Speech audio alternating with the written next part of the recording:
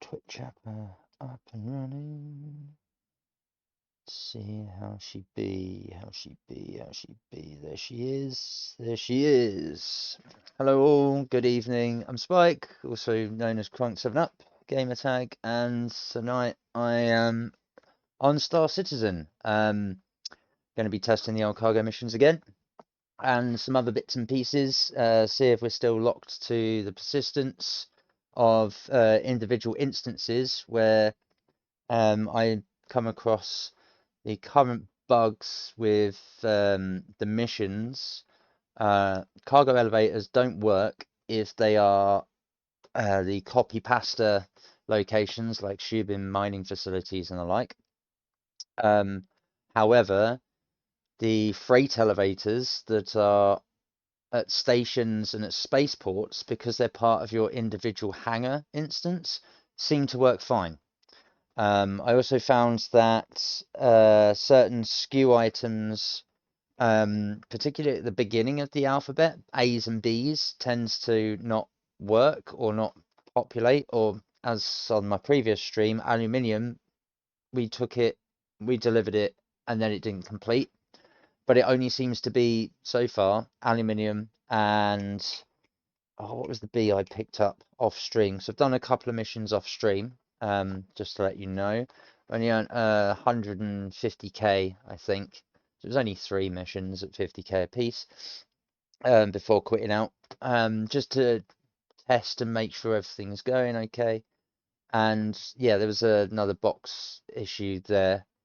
Other than that, it's gonna be playtime in Star Citizen. While I'm testing this, I am sat in my Discord. If anyone would like to join, you'll find the link on my Twitch page. If not, like, follow, share, and subscribe to both this Twitch channel, my YouTube channel, and hopefully the Discord channel. It'd be very much appreciated.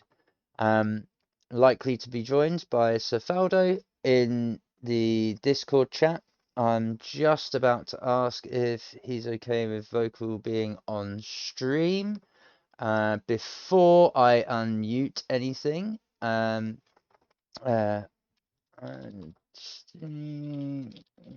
just an intro, UK DC on stream, and see what if it'll be. Oh no, that's not an arrow. Blech.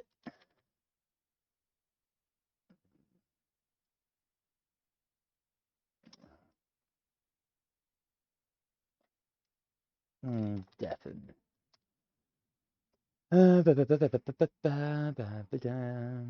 Let's see. Yes, cool. I'm watching the stream. Oh, okay. He's my viewer. Never mind. Let's crack on then, boys and girls. If I don't just enter into, there we go. Oh, there we go. Back I am in VC. Did I put the mature tags in? Yeah, mature tags have been on the stream ages, dude. Like, since last year. Like, it's been 18 plus since I started it, just because of the profanity. Like,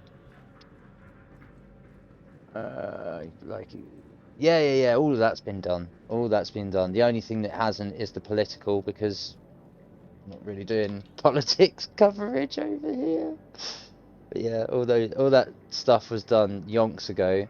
Like, immediately on it being put on accounts. Okay, fair enough. Yeah. I'll invite you to party and then Oh, join you're the on Star game. Citizen. Oh, fair. Yeah, Oh, cool. it won't Oh, let me join you. there it is. It won't let you join me. It says cannot join Shard for session because it is full, even though it says 488 out of 600. The only thing I can recommend is you backing out. We join in together if you've not made it that far. I've You can literally spawn out. just got out of my hangar. I'm just wandering around. Yeah, I can do that. Let's just exit out of that. Yeah, this is what I have noticed with various server suffixes, particularly on the EU servers. Depending on which suffix you've got after the underscore, if you're in the 0 range, you're going to end up being on pretty good servers. The closer to the 100 and 100 plus range you get, the more broken they tend to be on EU.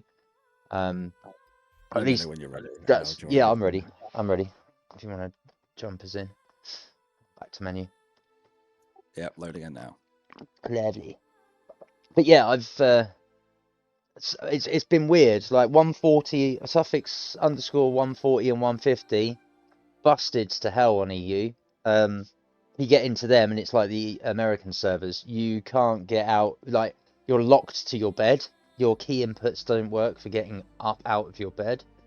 Or if you do get out of your bed, you can't access your inventory. If you do access your inventory, items are missing or deemed invisible. Doors randomly decide to work or not work, and the same with elevators. You can get in an elevator and just get stuck in there because then the buttons don't work, so it doesn't take you anywhere and it won't let you go. So yeah, I try to avoid EU servers that are suffix underscore 100 plus. 030, 040, 060, 070, and 090 I've had the most success with on EU. I think I'm in Pyro. You're in Pyro, yeah? Ooh. At least you're in the system that works. Stanton seems to be busted in a few places at the expense of, well, it's at the expense of Pyro working better. Definitely seems to be better implemented, that's for sure. Here we Just waiting go. for it to load in at the moment. Let's see. Have we got? Yes, we got inventory. Oh, beautiful. Has he got my helmet? No, I've lost a helmet somewhere along the way. Oh, that was it. Yeah, it phased through the floor in my cutter, never to return. I took it off to take a drink. It's trying to disappear. Never mind. I'll get another one.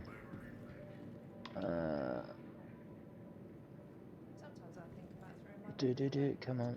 At least I'm still in a loading screen. Oh, really? Well, that's not Yeah. ideal. Oh, that person waited to get out the lift, but the lift sounds As I say that, I woke up. Yeah, I'm at checkmate. Yeah. It could be because Pyro's that much bigger, it takes a little longer for you to load into the game of where your location I is. am naked. I don't think I got undersuit. Okay. Come on. Yes, he opened the door. Oh. Oh, no. That's not cool. Or is this... Oh, are you being an idiot? Has he just turned Did you around get to... out at like floor 3? No. Well, yes, but I got into the elevator to go down, selected ground floor, and it just chucked me back out at floor 3. I need to come to area 18 anyway, so I might meet you there. Yeah, no worries. Again, this is where I'm going to be testing the cargo stuff because it's the shortest route, Riker to Virginie. But like I say, it seems that it's only instance to instance freight elevators that seem to be working for the cargo missions at the minute. Because, again, I tried doing those Shubin mining facility ones, and as soon as I got there, you can see people's ships, they've just either left their ships and exited, and they're still stuck in, they're still loaded into the shard. Or any of the boxes that are for there, they're just laying around all over the shop because no one can deliver them. I think the first person who gets there gets to deliver it the once, and that one delivery is what busts the elevator, so no one else can use it. But it only seems to be affecting the copy pasta locations, like the mining facilities. Like Samson and Sons, it's this individual place as a scrap place, so it worked, which you witnessed me on stream doing. Although I did think that Matey Boy was stacking his boxes so high, he might have broken the grid for the elevator and it would have bust the elevator. All I needed was my 9 skew out of it. But I caught him at the end of his run, so... Oh, the elevator does work. The idiot just decided to get out and then floor 3 me. Uh-oh.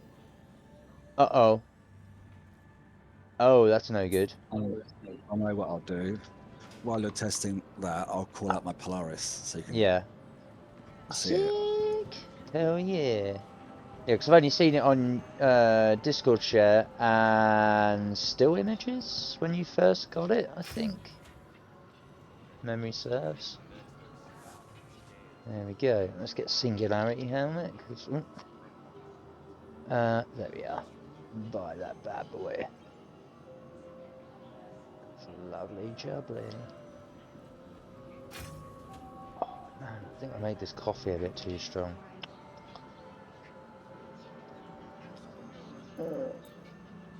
Oh. No. Armor, please. Yeah, there we go.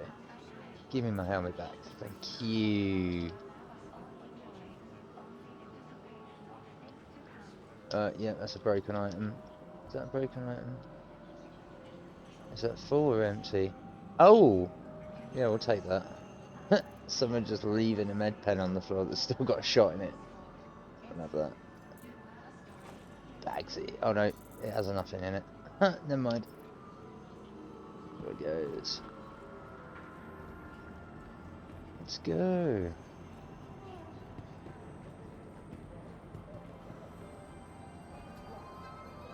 Oh yeah, since they've taken out the FSR option in the graphics settings, I think they frame locked the aspect ratios for the resolution that you run.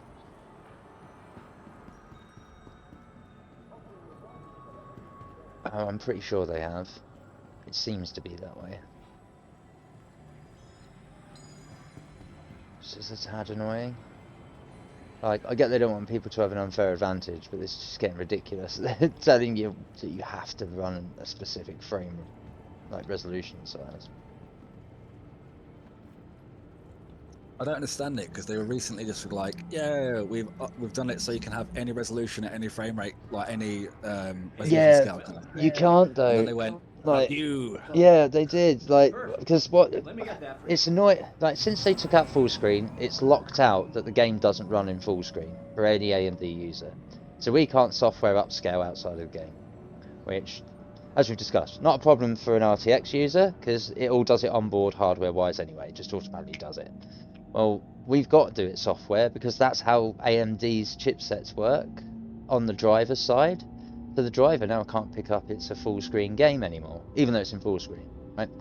Then what they've done is when I was running in 1920 by 1080, the full screen that they put back in the game. No, those things never worked anyway, and they've taken that FSR option out. That's why you can't like select left or right anymore.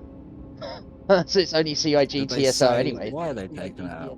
No, I haven't found anything about it. But I will say this: they must have frame locked the aspect ratio and the resolutions because I was running 1920 by 1080, gone into the 401 build.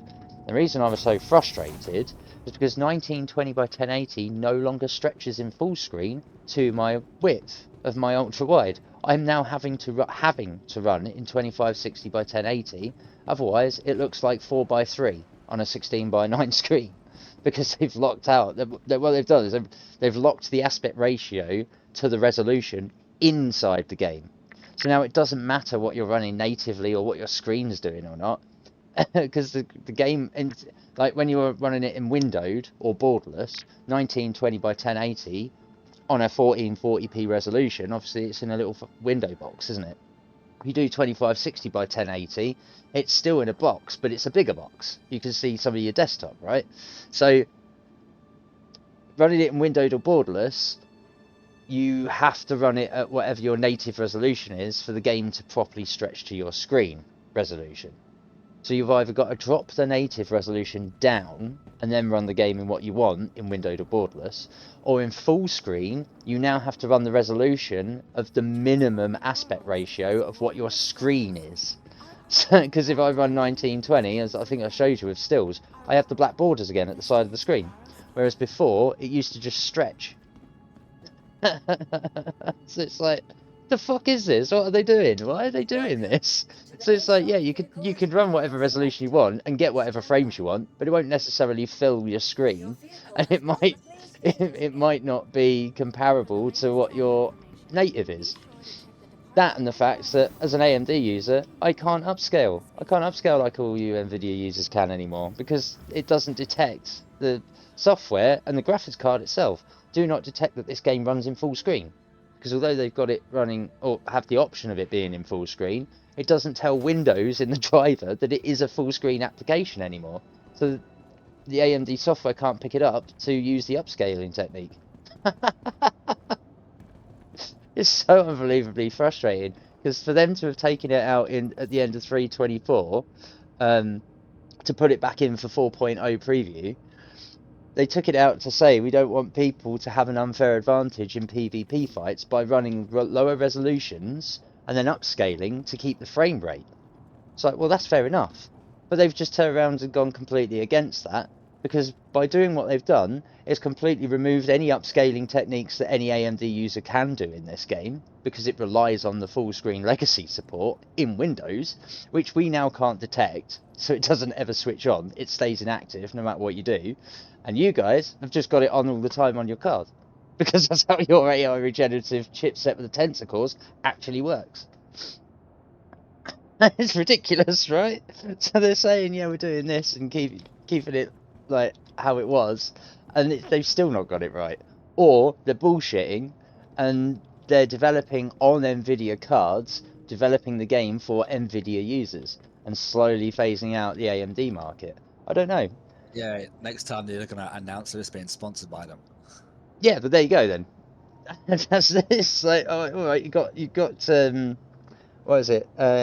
Endorsement, sponsorship support from the card company. Great, fantastic.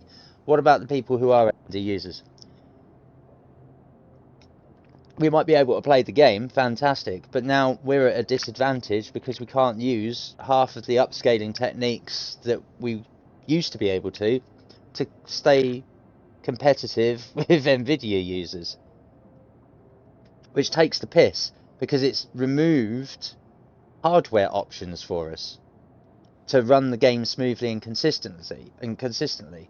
This is why, again, when I was playing with you guys in the Finger Cave, I was able to get the frames that I was getting, and also the detail and quality on my ultra wide in comparison to what you guys were getting at higher resolutions and with the ray tracing and all the rest of it. Do you know what I mean? 'Cause it's like that's the only way I could turn around and get up to that sort of quality and have, 80 to 100 frames with what I was getting. And having that 80 to 100 frames, for me, helps with the stuttering and when the server peaks and troughs with its FPS, right?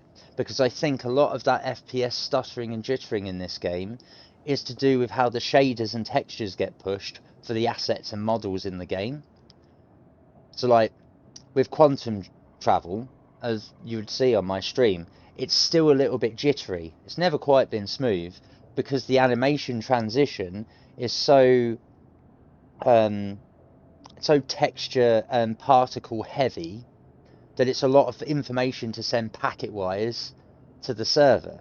So unless you're on a really decent broadband or fiber optic connection, it will never be smooth because of the lack of optimization from local to server side, right?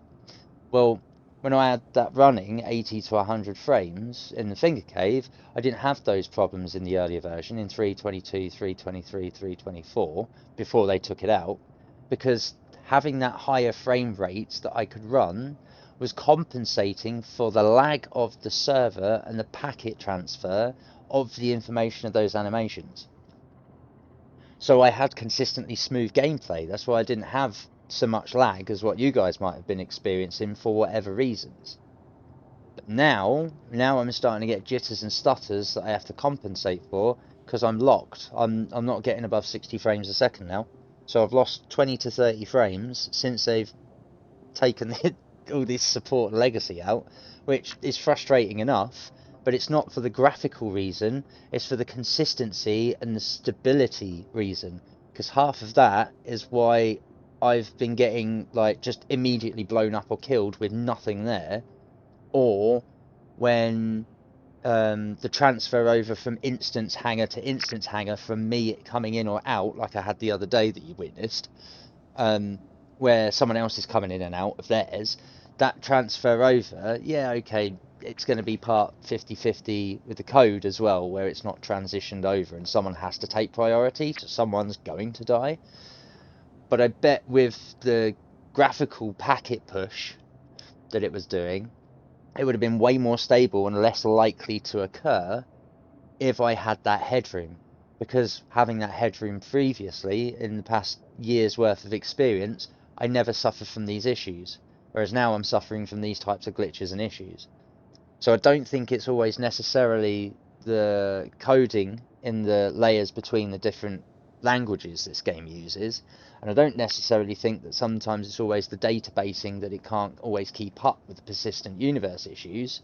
I think sometimes it's about your locality, how much headroom you've got to deal with the lack of optimization across the board, because something has to take priority, and if you're lower in the chain, well, that's when you're going to blow up, right? It's the same as having all these memory leaks. It's all because of like the empty gown boxes and all the water bottles that aren't getting despawned fast enough, and there's so many of them on the server at any one time.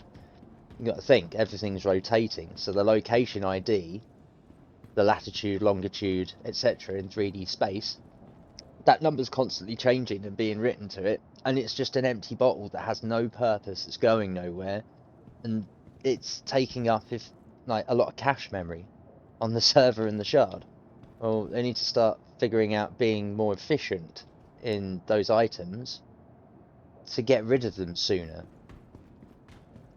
so that they despawn and actually free up resources for the actual playable part of the game. Because yeah, it's nice having your water bottle still stuck, like this one. Look, I've got a water bottle right here. This has been here for 2 days, empty. I'm waiting for it to despawn. It shouldn't be here. It's been used, it's been there, it should have been deleted when I came off the server. Stuff like that, they need to be more efficient with, I think. And they're recording it in 10 centimeter intervals by the looks of it. Yes, yeah, so you can understand now why I've been saying a lot of this layer information when they database it, going between local client to 12-digit server, number. it's so much information they're trying to read right at the same time and keep up with itself. It's no wonder it causes glitches and crashes for so many users, because it's too much information for the servers to keep concurrently persistent across all instances, not just the server instance, not just yours, every other motherfucker on the server.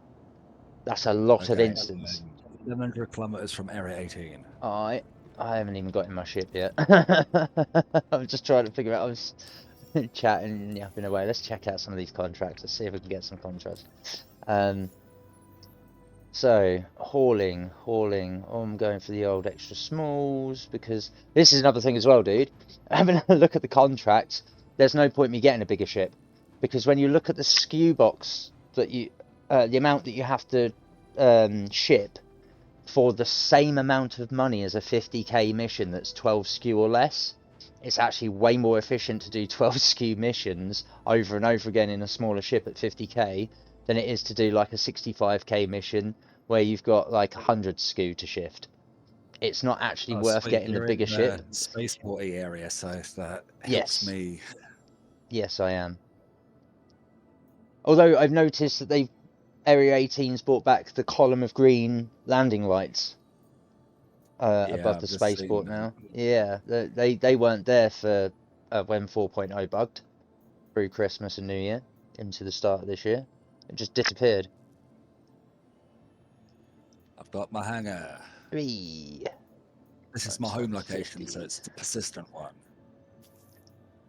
Yeah, this is my home location as well. I've moved it back from Hurston when this dropped and it started working, and I sorted out the resolution stuff so that this actually works and at the best of its ability. I mean, it's not bad. I'm just having to get used to slightly tighter fonts that are a little bit smaller and further away, and obviously I haven't got everything's still centered, even though the aspect modifier is fully stretched, which is great for outside mobiGlass. inside mobiGlas, some things are still a little bit blurry and hard to see because it's still not stretching that to my screen, and it should do both, which is a little annoying, but I'll take it because it works. And to be fair, it doesn't actually look half bad at 2560 by 1080. Okay, I'm here now. You've got 18 minutes until my Polaris is here. Oh, I wonder if I can turn around and get a. No, I won't do a mission. I'll just accept them. Well, as I say, probably got time to go up to like Virginia and back. Yeah, maybe.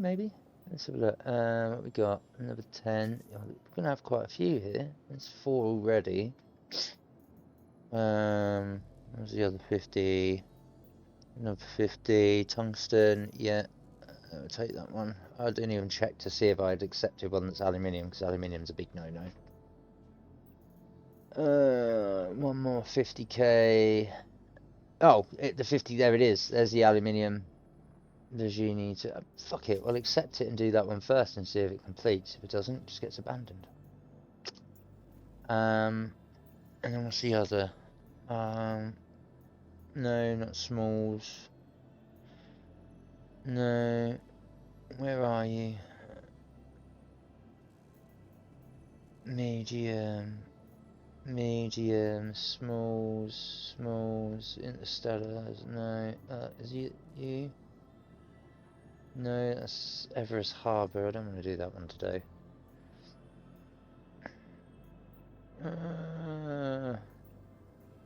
No, Seraphim. No, we don't want Seraphim. Everest Harbour again. Blah, blah, blah, blah.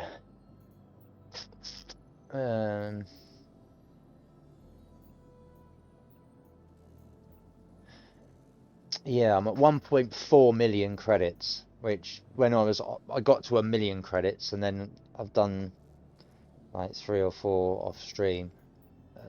Gone to nearly 1.5 mil, so it's not too bad. I'm only 1.2 mil away. Let's see. Oh, what? We got no Samson and Son on here. Where are you? You've got, unless you're right, I bet you're right near the top. I think another thing they should turn around and put in this is the ability to shift or control check which missions you want to accept, so you can just multiple select them instead of having to accept them one by one. Ah, there it is. Yeah, that'd be nice. It would be nice, wouldn't it? Yeah, that would do. What have we got? We've got 7. Okay. So the first one we're going to do is the aluminium. Track that one. The other thing I've also noticed as well is sometimes quantum jumping breaks the tracking again in your map. Not just the route that you selected, but what mission you're tracking. It will just auto select the last contract you selected or accepted. Because that's when I found out the aluminium box mission was broken, because I accepted it and quantumed from Bergini back to Riker, and I went to go load it into my freight elevator. I was like, why have I got a 3 and a 6? This should be just the 9 aluminium. And then I looked to it changed the tracking of which mission I was doing, like, when it shouldn't have done. And then it did it like 3 or 4 times after the other box missions I did that I had selected, and I realised it's every time I quantum jumped, it's just breaking the tracking for him. So found a few bits and pieces. On like going to the commons or wherever it is to get ammo Yeah. weapons. Yeah, no worries. Oh no, that's not what I wanted. I want that one. Scooch that bad boy. Oh, I also took your suggestion and changed my HUD to have all the advanced on. So much better. So much better. Oh, yeah, I don't know why I didn't do this fucking ages ago, because this is the HUD I wanted. Not the holograph bars that are the basic ones. They're across the top of the console. Because this is all the stuff that I was missing. Right. The thrust bar up on the left hand side, your boost bar on the right, the altimeter, even though the numbers on the altimeter are still terribly tiny. I'm not too bothered because now I've got it. It looks like it used to, which is great. Oh man, my hydration's going down something chronic today.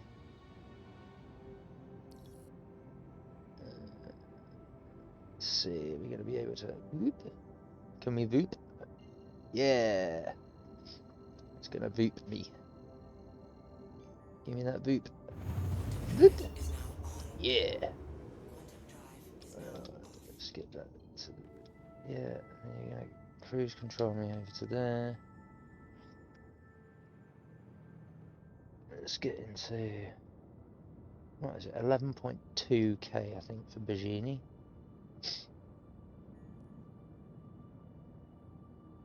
Is it 11.2? I think it's 11.2. Oh no, 11.5.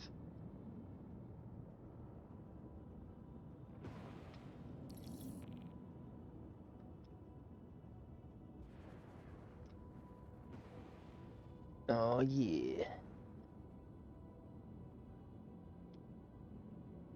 Oh, Oh, yeah. oh Where are you at, yeah. beginning? I'm just about to get into my, just coming into approach on the old hangar, so this won't take too long. I had to wait about a minute for a train to take me to Central. Oh, is it? I'll probably get back well before you get back to your ship.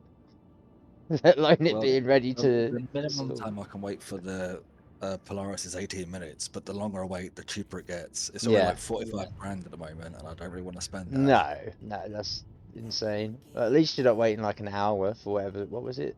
What was that ship you said? What is It it? The is an Polaris was an hour, hour and 15 something. Yeah, minutes. Yeah. it's insane.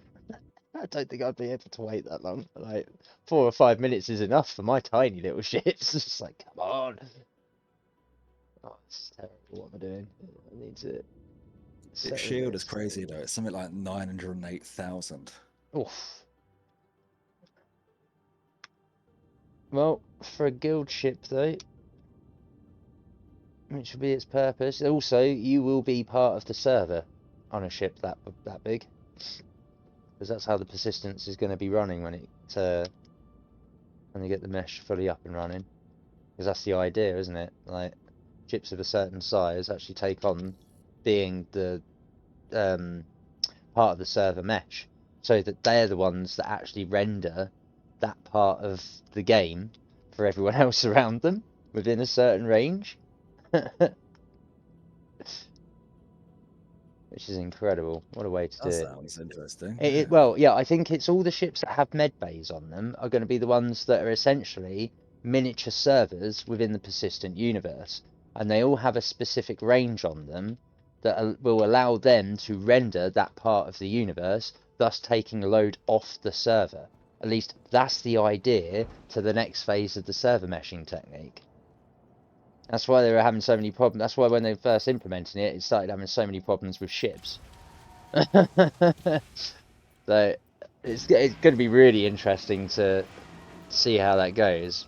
Like considering everyone's moving through but it makes sense though, right? Because considering how unbelievably large the surface area of the game is, like you don't want to have one like however many server shards operating just one system, especially if you're expanding to multiple systems and the size of Pyro being like twice the size of Stanton by the looks of it on the Oh yeah, first it's couple pretty cuts. wide. Yeah, Yeah, a lot of my journeys are regularly 100.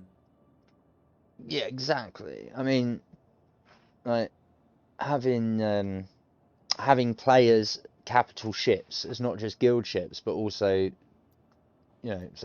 rendering part of the game themselves within a certain distance makes sense. Take the load off the server. The server can do more important things like actually database the persistence, because then all it's got to do is taking the information to locate where your server location is as that ship, because the ship itself will be locally rendering and doing its job like the server does itself, which I think is brilliant. It's a great idea. That's why I'm so interested in the tech itself as an IP, and I genuinely think that's why they're working so hard and trying to get this to work, because it will be a licensable IP for other games. and we'll be getting closer and closer to games like Ready Player One as a film being actual reality, where it will just all be virtual reality, and you can just jump assets into whatever front end you want, and voila, there's your game, because it's all on a persistent universe that's all server meshed. That's what I think it'll end up becoming. Which, if so, fully kitted out with bullets. whee! Oh, my grid works. Oh, nice. Or is it just is it going to be the same 3 squares? Yes. Check out my stream, man. Like, I've got my grid for the first box works. The grid for the second box on top of it works. The grid for the box next to that upstairs works, but the one on the floor, the last one, doesn't. So like, I'm watching your stream now. It's now you putting it in the first grid. yeah. So there you and now go. you're picking up the aluminium to put in the second grid. I'm just Yeah. watching it now. Oh yeah, it's not snapping. Yeah. No, And that then one on the floor the doesn't one work. above it does. Yeah. Wait, what? Why does it snap to the one above it? Because that's the one that works. I was showing you that that's the one that works, and the one beneath it, the one that's left over, doesn't exist. But there's no grid to it. This is what I was saying about how my cargo in this is now fucked, because that metal grid's there is now expanded. This one's now expanded. So when I put this in, I can have it a little bit further in. Have this one clipped. Oh, does it want to go in on the rotate? Probably not. It's not going to do it now. It's been a little bit, but this has been really kind of buggy. Like, it's not going to do it now. But yeah, look. It clips when there's nothing under it, but then you can't put anything under it. So I have to launch it out of the way. I'd have to do manual, but the grid clip on manual means I get more space. Apart from when it's up on the top. Because now that pokes out. So it doesn't, it doesn't, yeah. For some reason. No, I want it to be, is it that way? It's that way. Oh no, it's even worse. It needs to be the other way around. Oh. That way. No, that's even worse. Oh, I just need to have it operate in ordinary direction. Now I'm going to head back to my hangar. I'm just arriving at the spaceport now. No, is it? Coffee. So I should still have a few minutes left. Yeah, I you know. got plenty. It's only been about 11 minutes, I think. There we go. I want. Oh no! Stop floating! Stop floating! Let me rotate. Is it that way? There we go. Right. If I have you the correct way, then you should be. Yeah. It doesn't sit flush on the thing now, so I have to be careful about the stuff that goes down the side.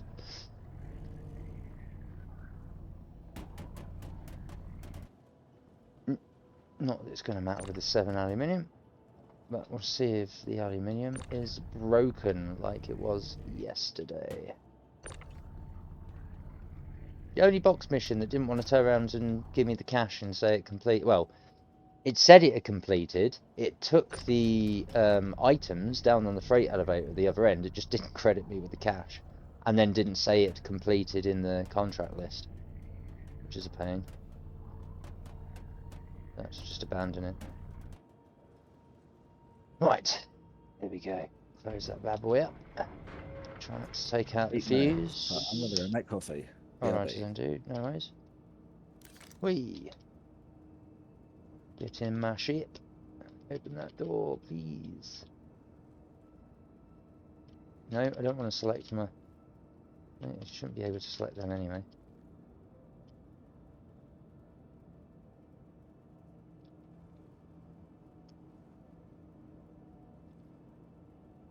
I'm going to open the door.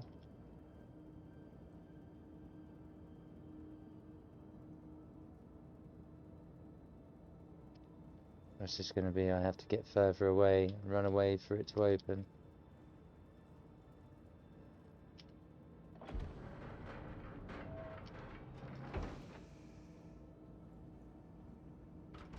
There we go. Oh, a cutter, you be janky. Just a little bit. You are just a little bit more. Um, let's see. That's not what I wanted. I wanted this one up front. There we go. That'll be better. Ooh, fair bit of drop frames. That's probably me though. Not too fast.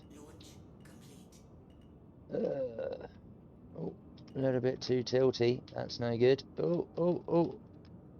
Too much on the roll. Sort it out, Spike. Hole. Hang. Come on. Open that door. You know you want to. Let me out of here. Yeah, here we go. Let's see if the aluminium box skew actually completes and we get ourselves a completed aluminium price for completion of the mission. Unlike yesterday when it was just like, nope, you've done it. I see that you've done it, but I'm not going to give you what you should have.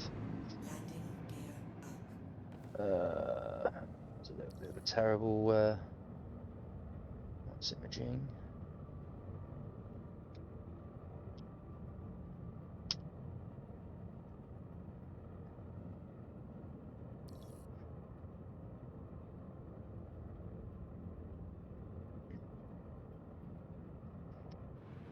Oh, well, apparently I didn't shut my back door. Not that it matters too much, because I don't think anything is going to fall out of it. Let's no, of course not. Oh well, bit unsightly, don't really care. Does the job.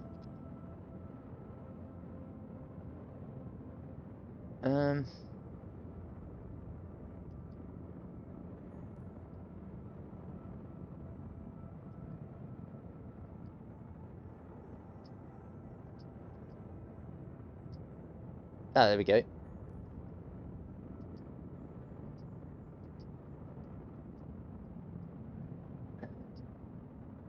Huh, interesting. Burning up nicely. Yeah.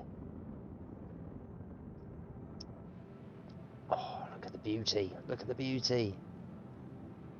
Ship burning up something chronic coming into atmosphere. The back door wide open. Wouldn't be able to do that in real life. Thing would have blown apart by now. Fingers crossed I don't jinx it.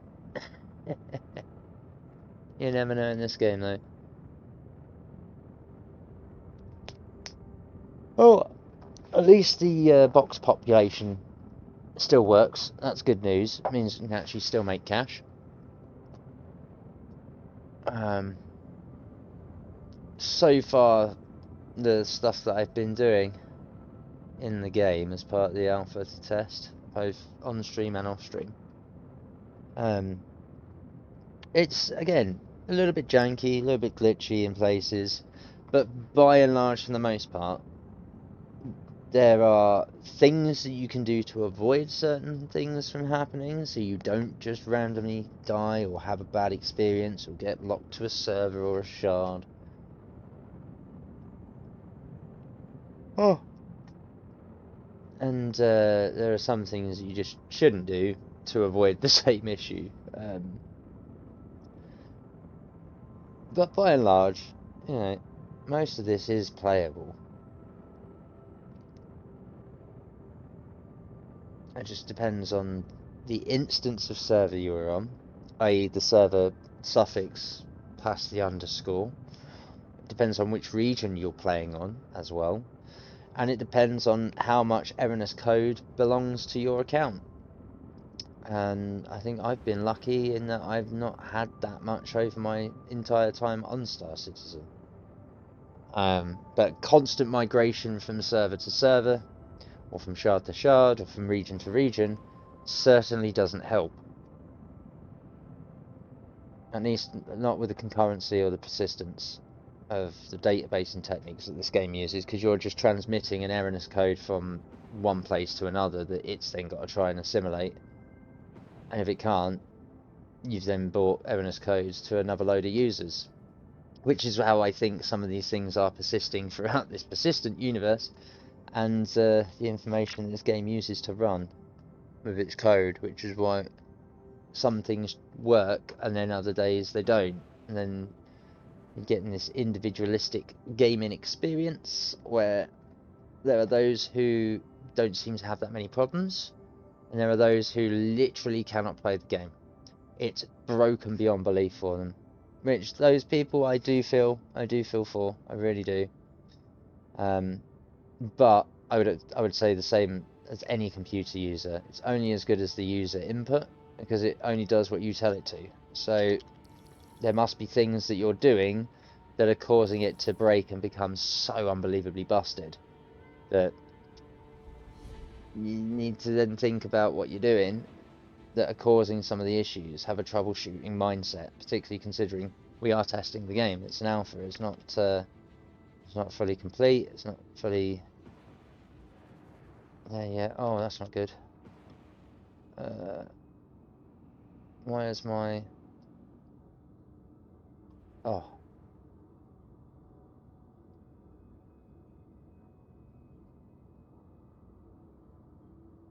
for a minute there I wondered why I couldn't turn around and thrust control on my mouse.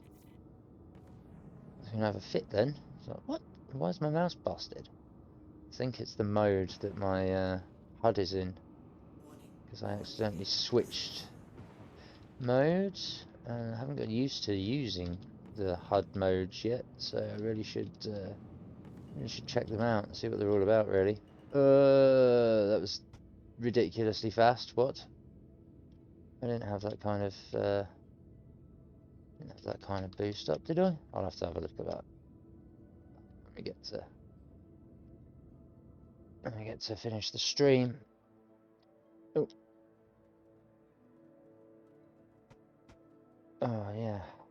Some sounds are muted in the hangar because of trying to not have some sound bleed from other players' instances of hangars.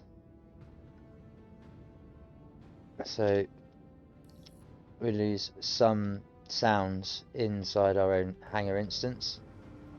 For example, on my ship, on entry, until you end up with your own hangar's instance starting to do things like the doors. Then I should now get, yeah, ship sounds. So on entering and leaving your persistence, you are mute. Your sounds mute internally in your ship. I think it's supposed to just be the hangar, but it's extending to the ship. So it seemed to me it's a blanket all as you come through the shield at the hangar entrance. It just passes through and mutes most sounds until you actually land and complete the landing procedure to say you're in your hangar instance. It then records that information. You come out your ship, and then it switches the sounds on as soon as you leave your vessel. That's what it seems like to me. Okay, I suppose it's a good way of doing it, to plug a leak, a sound leak. That's all well and good. Does the job. Does need a little bit more efficient coding though, to make sure that it's not just a blanket ban of all sounds, because there are some that you might actually want or need when you're actually taking off or landing.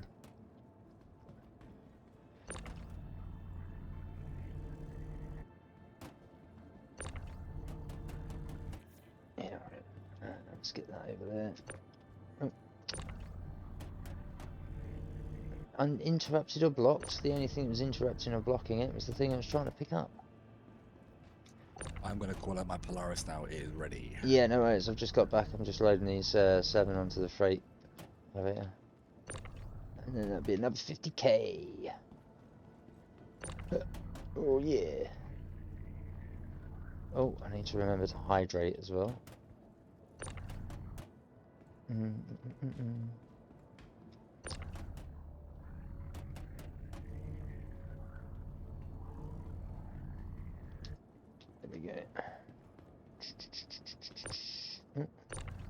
Oh, another thing as well. The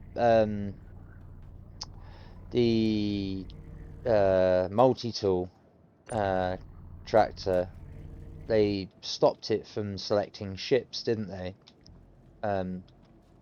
Well, you can now select your ship again in an attempt to try and lift it. Oh, that's what I was going to attempt to do. This is one thing I wanted to test. Can I get a skew box under my ship and then use the skew box to lift it? Probably not. Oh no.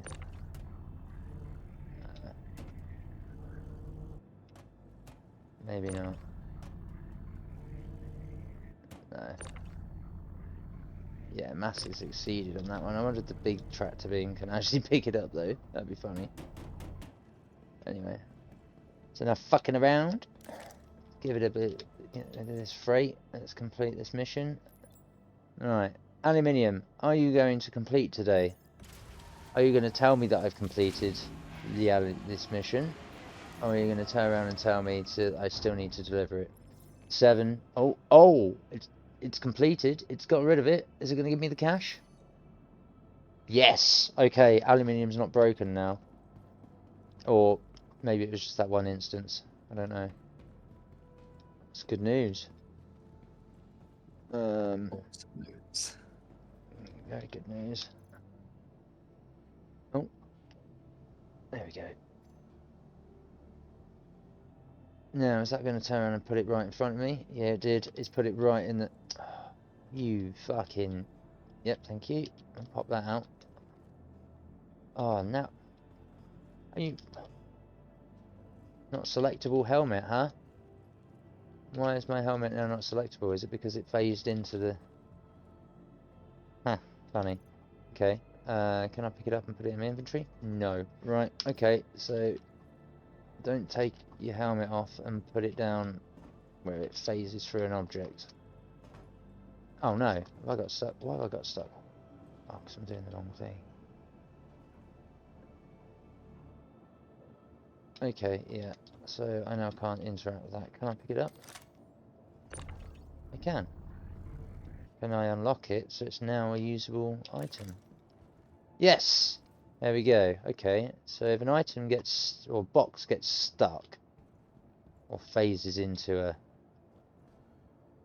object, if you can tractor beam it and get it to reselect as an item, yeah. Okay, let's try that again. Put it on the floor. It's still an item? Yeah, and see now it's an item. Okay, so I couldn't put it on top of the box, taking it off, it just phases into the item. That turns it into a ghosted asset that you can't do anything with except tractor beam it out. In selecting and tractor beaming it, here, turns it back into an object. Good to know. Very good to know. Right, let's get some sustenance in this. I need some legs. You can come lay on my med bed on the Polaris. That'll get you full without spending a lux bottle. I'm not too fast. I've got like 50 of them because they're so unbelievably cheap. The only issue is the pickup animation. Oh, it's instantaneous now. It doesn't actually pull it out of your backpack. They've stopped they've stopped the first person animation of him getting it out of his pack. From the inventory screen. Let's put you on there. Let's have another one. Yeah. So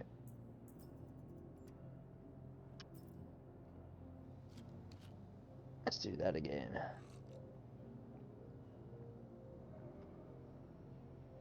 Get that shit up. Boom. I'll put that with this one. Just give myself a Lux collection around the corner. Take that. Stick it on. No, I said stick it on. Thank you. Right, let's go to this hangar. What? I said equip.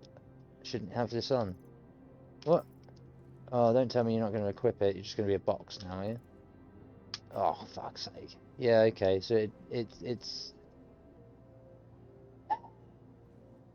Yeah, you little bastard. Can I store it? Probably not, because I haven't got a...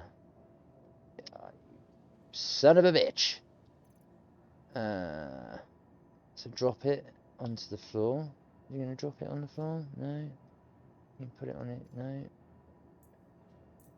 Yeah, okay. You drop it on the floor. Is it going to disappear? Yeah, okay, so it did bug. Never mind. I don't need a helmet at the minute anyway.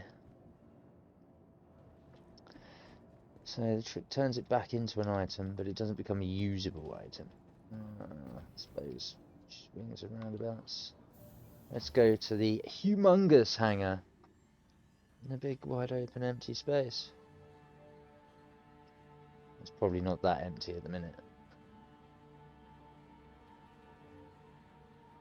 If the door's going to open for me. Hello? 200 meters away. Oh yeah, because your hangar's fucking huge. Oh, you've come from the other side, yeah. Hello. Oh, that's quite big and foreboding, isn't it? Is this the front or the rear? No, it's got to be the rear. That's the rear, yeah. Yeah. That is a really evil looking rear. Oh, the size of them feet. And they are literally feet. Look at them toes. Feet. So... Ah, you can't get up into it. Damn. Where I am is the elevator. No, I call meant it. like up into the actual foot mechanism.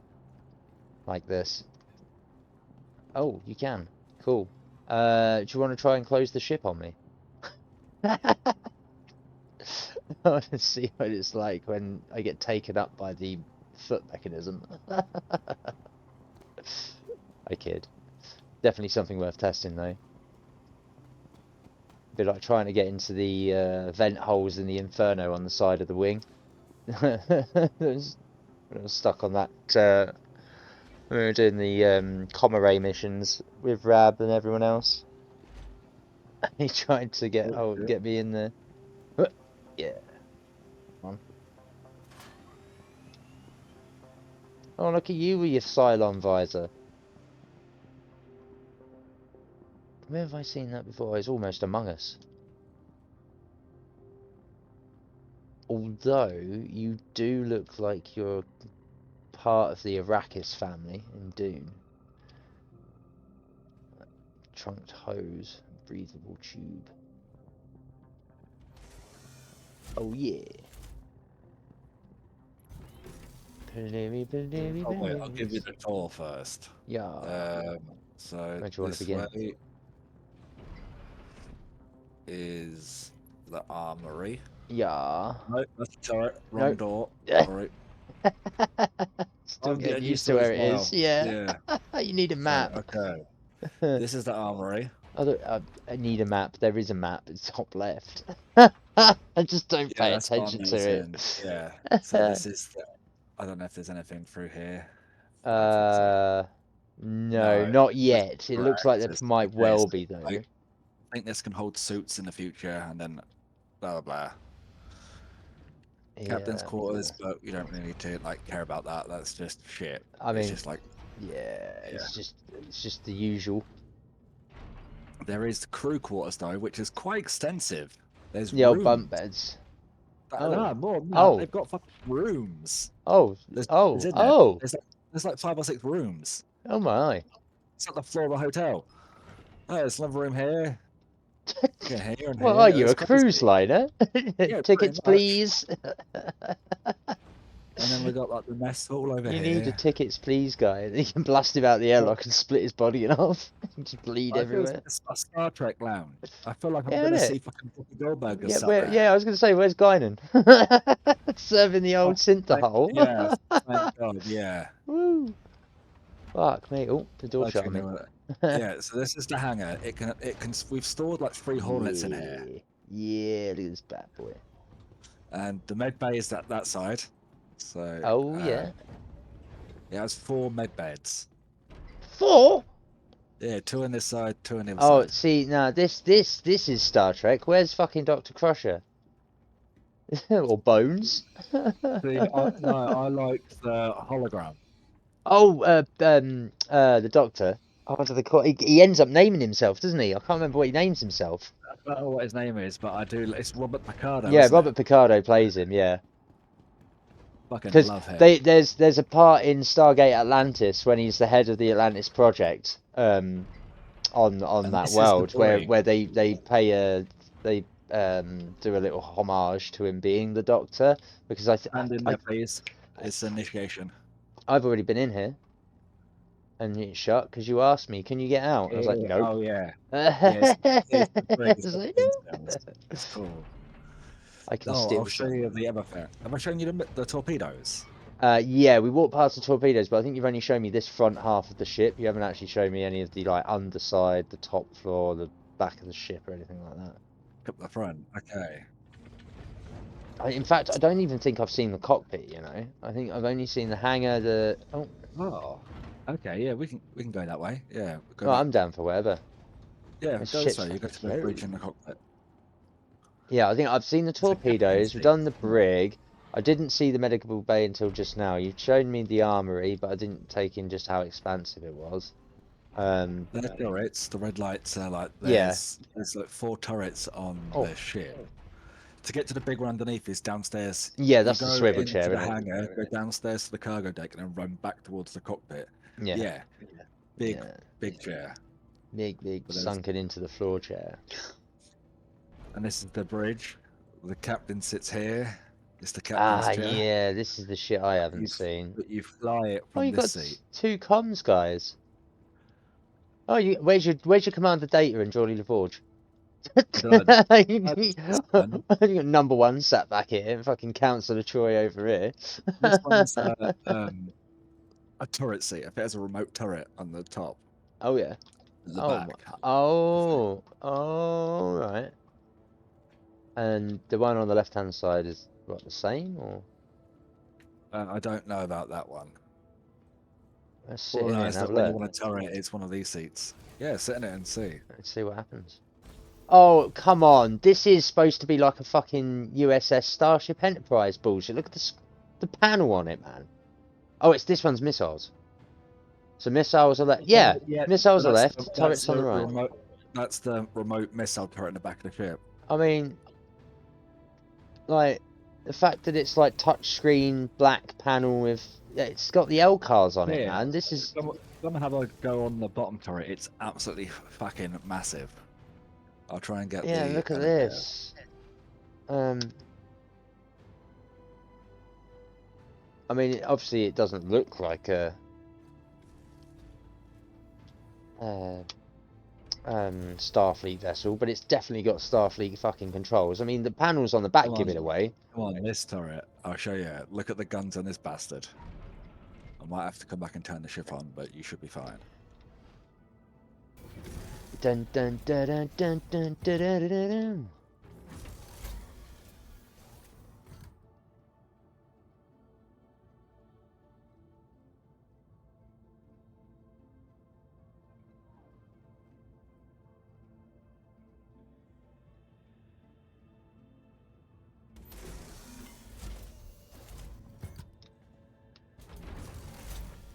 Oh Torpedo yeah. Bay. Yeah, this is the bit I remember. Yeah, if you go in this seat. Oh, look at this bad boy.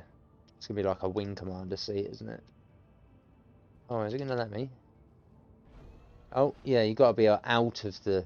Even though you can select it, you gotta be outside of the door frame for it to take you. Oh, mate, that's like some Thunderbird shit, that is. Whoa! Hi, I'm Johnny There's Knoxville, and this is a blow yourself in the face sort of moment. Welcome to Jackass. they're ballistic guns as well. They're Oh like my ballistic days. cannons. Uh, Everyone always wants to be in that seat. I bet they do. I bet they do. I mean, look at it. That's fucking. Oh yeah. Yeah, turn them on, you can see it move. I will another time because I don't trust myself to be shooting forward and fuck something up. That, you know that my account has a habit of slightly bugging your account ships every once in a while, so I'd rather not do that with your Here's new the shiny Polaris. torpedoes. These bad boys. Oh, it'd be so cool if you could get on one and just ride it. Do the Fortnite. Like the Simpsons thing, like the Texan is like, Woo! and there's the cargo bay. We have tried landing small ships in here because this opens quite wide. Oh, what, this thing? Yeah, it looks like a Titan might Yeah. get in it, or the bikes will. A lot of the bikes will probably get in Oh, it. yeah, we put some bikes in here before, but like it opens and Oh, it it opens drops at a down as well. yeah. Like it will That's reach the still quite floor. a thin opening though. That's definitely more for the NPC thing. Ground vehicles will fucking go in there Yeah, easy. I think It's quite a big My gap. Titan will probably fit in here as well because that's thin enough and like not wide enough to get through this. It'd be a tight I'm gonna be squeeze through sad the when I don't have fans. this anymore. Oh, while you're in the cockpit, you should have had like a look on this ship in third person. I've got the quasar paint on it because it got the I did oh, actually brilliant. zip out and have a look, but the camera with where it positioned in the Oh hangar was a little yeah, bit janky. That was the only thing. But I had a look from the side, but it looks fucking savage. Just I'm trying to picture what Starfleet vessel it's likely to be to have the LCARS system, because you know what CRG are like for taking pre-existing IP material, modifying them slightly, and basing most of their ships on actual ships of sci-fi. I I wonder think how it I got might this be ship back. early This Enterprise, you ramp. know. I might actually have to have a look. Bear with me, I'm just gonna have a quick Think. ganders. What Yes, there is. I can do it from the bottom. Polaris based on?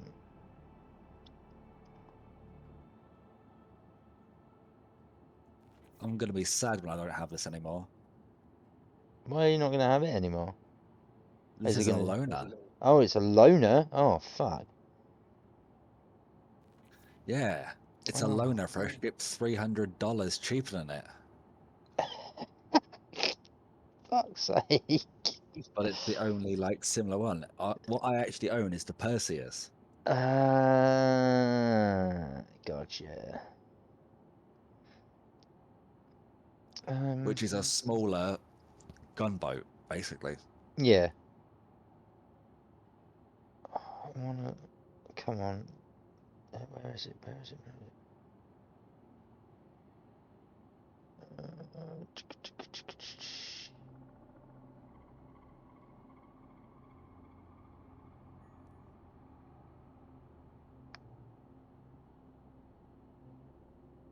Do you like my pistol?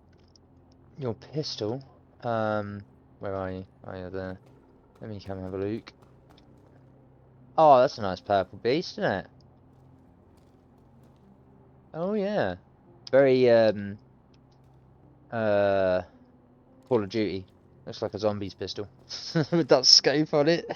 The laser underneath it. Yeah, it's the Coda Ultraviolet pistol. Oh.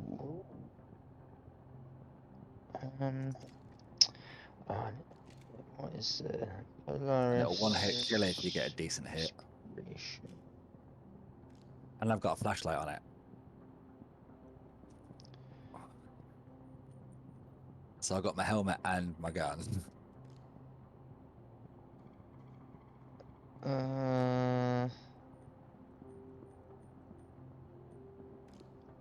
Uh okay, there we go. Um So the Freelancer is based on the ship Serenity. The Carrack is based on the Prometheus from Aliens. The Reclaimer is based on the Nostromo. The Merlin is based on a Colonial Viper from Battlestar.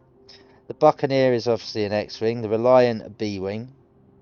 And the Polaris is based on the Defiant. I left my vape somewhere. I'll be back in a second. I think it's downstairs. Yeah, no worries.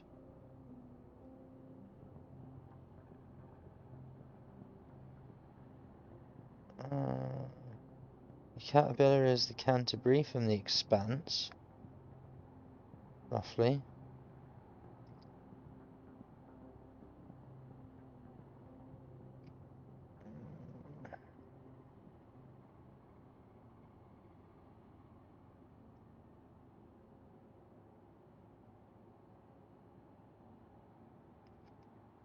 Oh, so many people are just bitching on this 8-year-old thread, but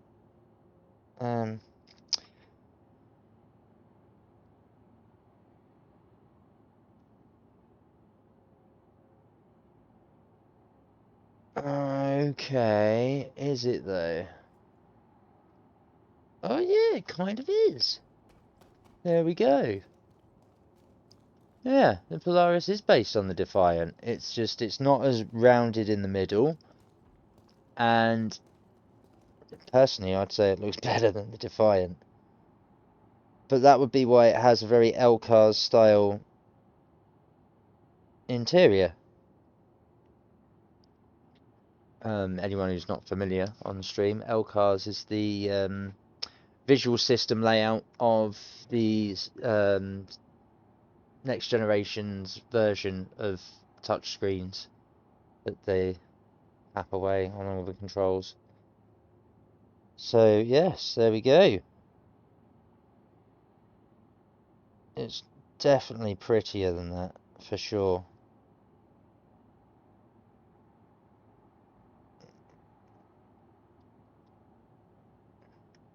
What up? I'm back. Yeah, so the USS Defiant is what the Polaris is based upon, which cool. makes sense because that's why it's got the LCARS style screen interior. And personally, Please when you vacate the pad. I am yeah, going to sending the thingy down. Have you seen that? Oh, you've seen the Atlas, haven't you? I need to get it yes, out because I keep forgetting. I need to get one. I think that's going to be one of my next purchases. I think you can buy it in game You now. can. It's like 30, 40 grand, isn't it? It's quite cheap. What it is, I think. But that is one of the things I'd probably purchase for permanency, just because it looks so cool. And who doesn't want a power loader? But Just gonna customize mine now. They are cheap. They're like 79 grand in games, something stupid like that. No, that's what the Rock was. Atlas is less, I swear. let's have a look. Star Citizen, Atlas price, in-game price, 75,600 UEC. My vehicle's tab's not working. Oh no. Oh, Every other tab's working, but that one's blank. that's not good. Let's go to the hangar. Yeesh. Oh, it sucks. That means I can't apply the skin. Boo. Not good.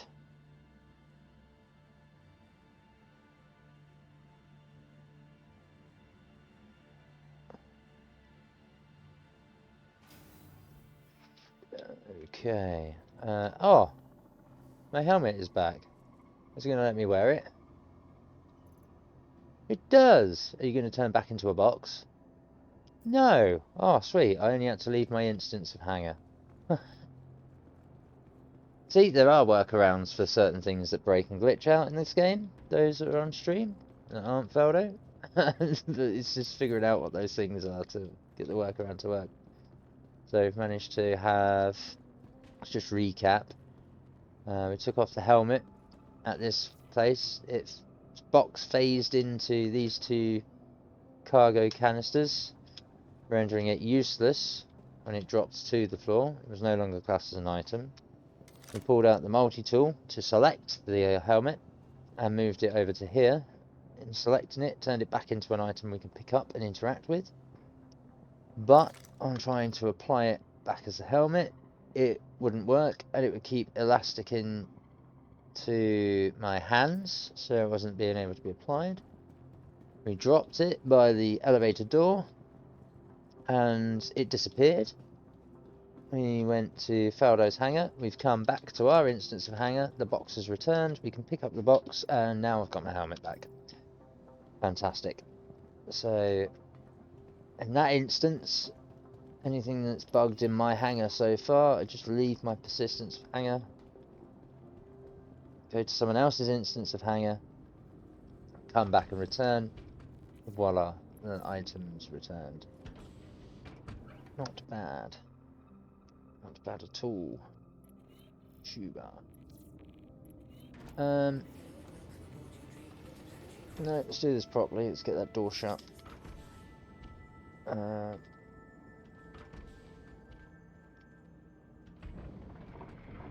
Yes.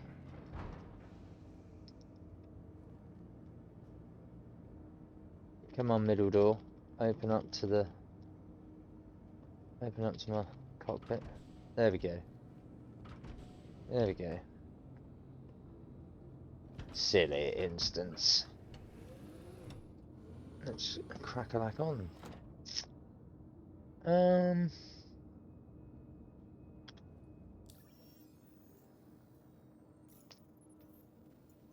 Right, what other ones have we got? We'll do the Samson and Sam's one last. 9 skew, 10 skew, 9 skew, 6 skew, 9 skew. Let's do the 10 carbon next, I think. Aluminium, carbon, corundum, quartz, titanium. Yeah, we'll do it in alphabetical order. We'll do the carbon next. Get that 50k going. Then it'll be the corundum for 9. And the quartz for 6. And then titanium into tungsten, leaving the waste for last at Samson and Sam Salvage. So we've got 1, that's 50, 50, 100, 200, 250, yeah, 310k. That'll put us at 1.7 mil, which is what I wanted to have yesterday stream. Didn't quite get there after finding the breaks that I did. You are clear to launch. Oh, we've now got responsive audio from comms inside the hangar as well. That's not bad.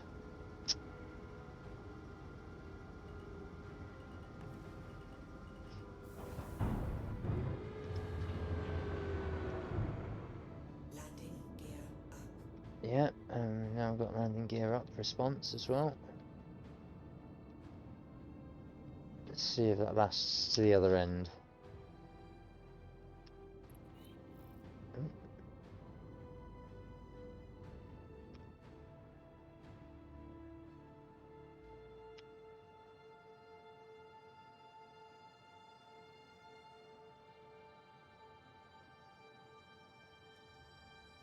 Comms isn't working for me either.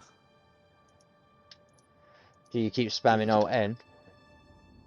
No, not that. The comms tab in the mobiGlass. Oh, really? Let me Blank. see if it's what's it like for me.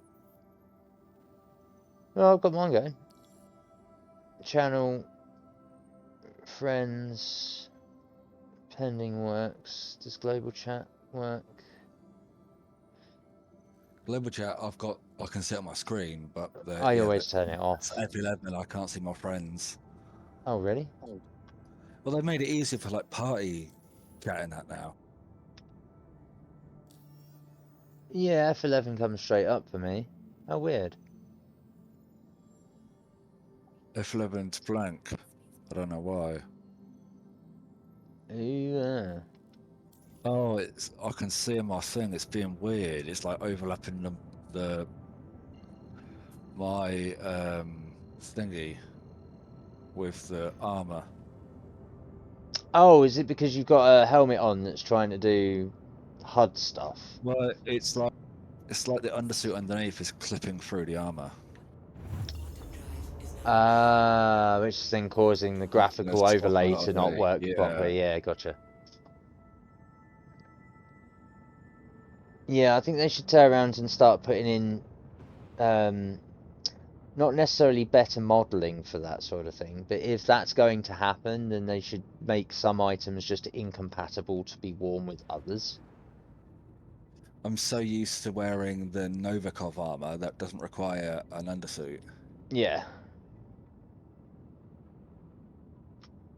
Maybe it's like, what the fuck? You've been playing for like 6+ months and just wearing a Novikov suit. What are you doing? Yeah, you should have had an undersuit on the whole time. It's just like, what the fuck?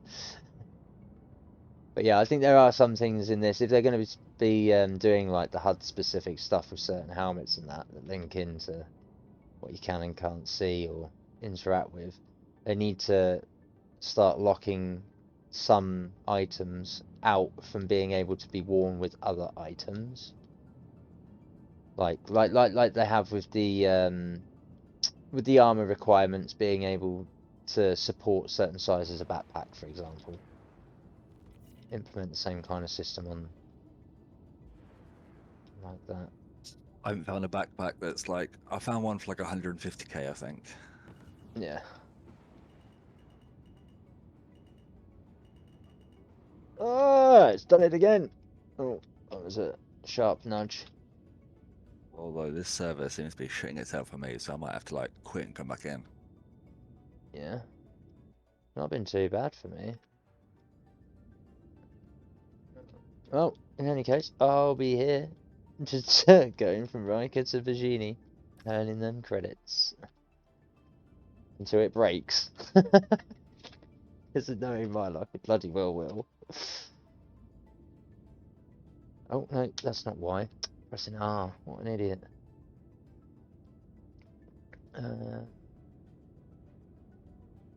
Yes, so it is a blanket audio on entrance to your instance of hangar. It's gonna have no sound inside my ship, and then I'll leave my ship.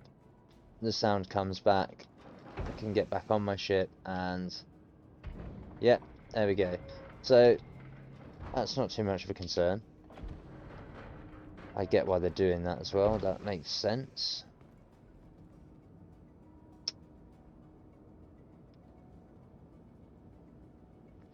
I'm unsure as to what is actually opening and closing this door, though. I'm gonna have to be right up next to it. Yeah, it's I don't know. Come on.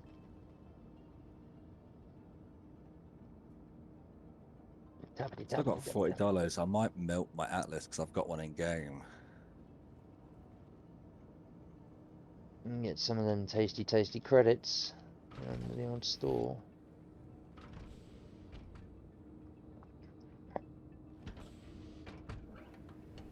Whee!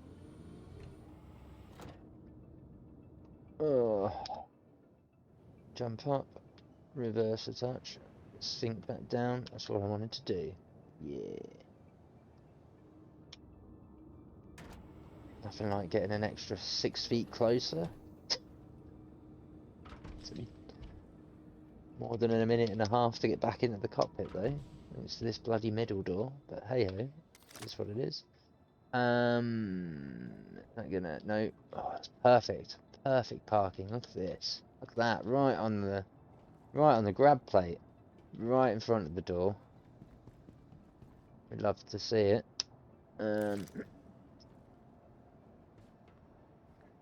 Oh no, that's not what I asked for.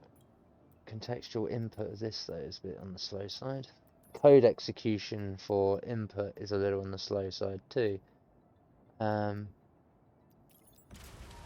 Let's double check that door. Is it? Oh yeah, look at that. Inch perfect. It's like what, 2 inches there? The width of a foot? 2-3 inches. Beautiful. Fit parking. I got $102 store credit now. Oh, tasty. Which one was I doing? Was it corundum? I think it was corundum. No, it was carbon. 10 box of carbon. Let's see if carbon works. Aluminium now works. Is it going to have transferred to a different alphabet set? Yep. New objective. You already had that on tracking, but it's decided to also pull that up on freight elevator loading. Oh! That's one skew in the grid. Is no, it's bottom skew is bust. I wonder why it's bust though, because my ship isn't. Oh, I get a 600i. Fuck. Oh.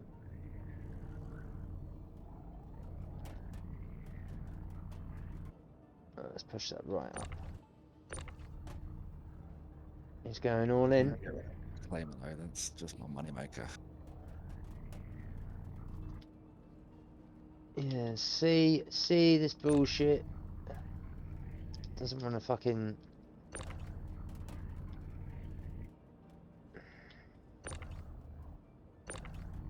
Yeah, it doesn't line up properly anymore. There's something that they've not. There's something going on with the boxes in this space. There's a bit here. I reckon it's those things, these great things. I think they've the asset for them. In the cutter ship itself is making it too proud, even though they're not visually proud, because that's supposed to line up and clip there, but it then doesn't. But if I clip grid it, it goes in perfectly, but then I can't fit anything underneath it, which makes no sense whatsoever. Not that way anyway. Can I rotate it to fit? Probably not. No, I don't think so, because these...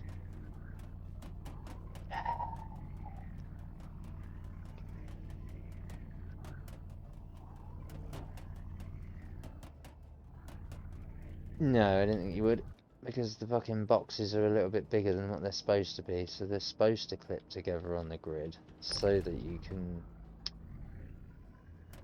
Oh! There we go. No. About crushing me, thank you. Yeah, you can't get them underneath unless you clip grid it. But then if I do that, I can't. Oh, I've got to half clip him manually. And it pushes it out anyway. Funny. Okay. Well, it is what it is. It's gonna be tight as fuck. The grinds, the box grind. That's what it is. Let's get you shoved in there. Yeah, okay. So now this is a new issue. So I used to not be able to get it in these gaps because of this crossbeam member of part of the hull of the ship internally. This sucker here. Now it will sit flush against the wall as if that beam doesn't exist. Cool. So I've lost one clippable cargo grid in my cutter, but I've managed to gain about half a foot of space. Ah, yeah. Now it fits into there, but it doesn't want to go past there, but the bottom one has. That makes no sense whatsoever. So the bottom half of it's broken and has a hole, but the top half is acting more than normal, is actually a bit too proud. And that's what's causing this bullshit. So are they trying to stop the cutter from having so much space that you can get down the side? Potentially. Maybe. Yep, that'll do. 3 more boxes. That doesn't seem like 10 already. I've just upgraded my cutter to the Intrepid. Oh,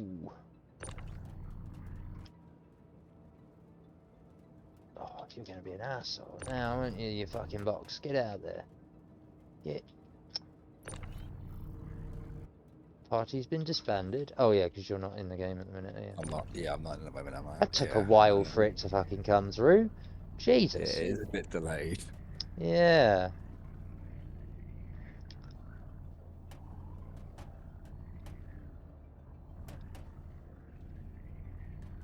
Get on there. Oh no, that's way too far. Get on there. Can I get down the side? No, because of the width of that fucking box. Oh, this is the pain. No. This is why I want that clippable grid to work again, because it's buggering up the ability to have the space to do these missions. Oh, I have to, yep. I can get in it. It's just awkward. It's now not even, and it doesn't line up evenly like it should do. Having to make sure that I don't have this here, and then hold crouch as I go past without crouching. Yes. Let's go. Asset collision detection's a little bit off. I think that might be what's breaking the grid. 75%. Potentially. It's odd that it's only breaking one square though. It's the button I want. Yep, no hangar request. Audio. Takeoff audio. No station requests because we're in the instance where it's been muted on entry. But now that we've left. Right, coming back on, it should have saved my changes. I'll have back in my Intrepid now with the Oblivion paint. Ooh.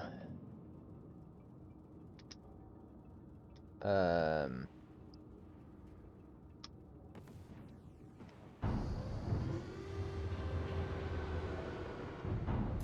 gear. Have you seen the Intrepid? Landing gear. There we go. Don't think I had. It is a cutter though, isn't it? No, No. it's the Crusader starship. Oh, in which case, maybe not. Can't remember if I've been out on what again. It might have been in the Finger Caves that I've seen one or been on one, or Brad might have had. It's a very little ship, and it's just come out. Oh, maybe not then. Intrepid.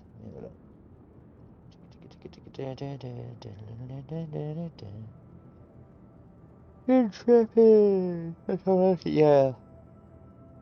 Oh. Yeah, you've shown me this before. It's like a smaller Inferno. Yeah. Yeah, you had this before, because I remember coming into your hangar and seeing it. I can't join your session. I can join everyone else on my friends list except for you. Oh, a streamer I know is online. Ooh,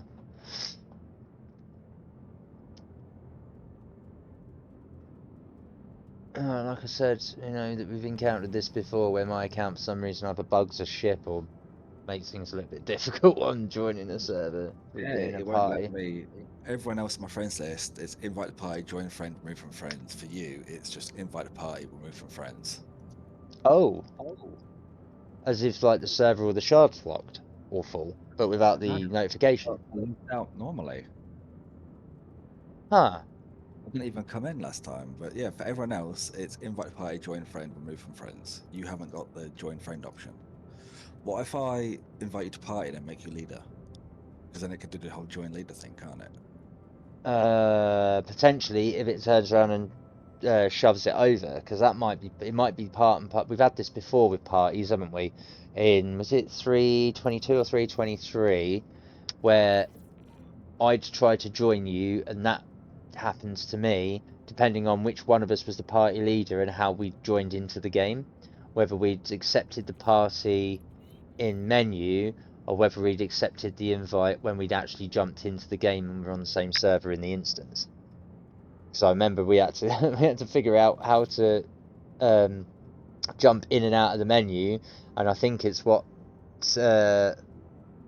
propagated the need to want to do party invites the way that you want to do them, where we're just sat in the menu, do the party invite in the menu before jumping into the game to make sure it's consistently working. That's how that workaround came about, if I remember correctly. Because again, joining in game on invite when we're already both loaded in sometimes does this funny bullshit. But it usually does it to the person who's... Oh no, because you joined on me, didn't you? And then I accepted your party invite. I think that's what does it. You know, I need to join on you if you're going to send me the invite.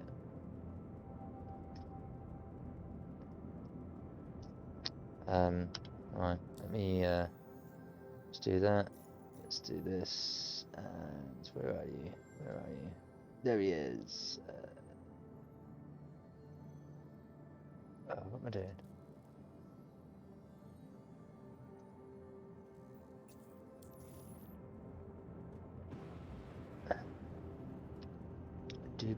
Do. See if the carbon decides to come in.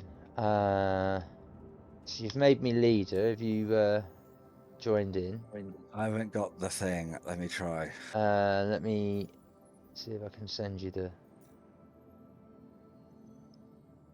What's it? How do I do it again? For fuck's sake. Oh. I'm guessing if I join best, it'll trick me. It'll drag me in with you anyway. Yeah, it should do.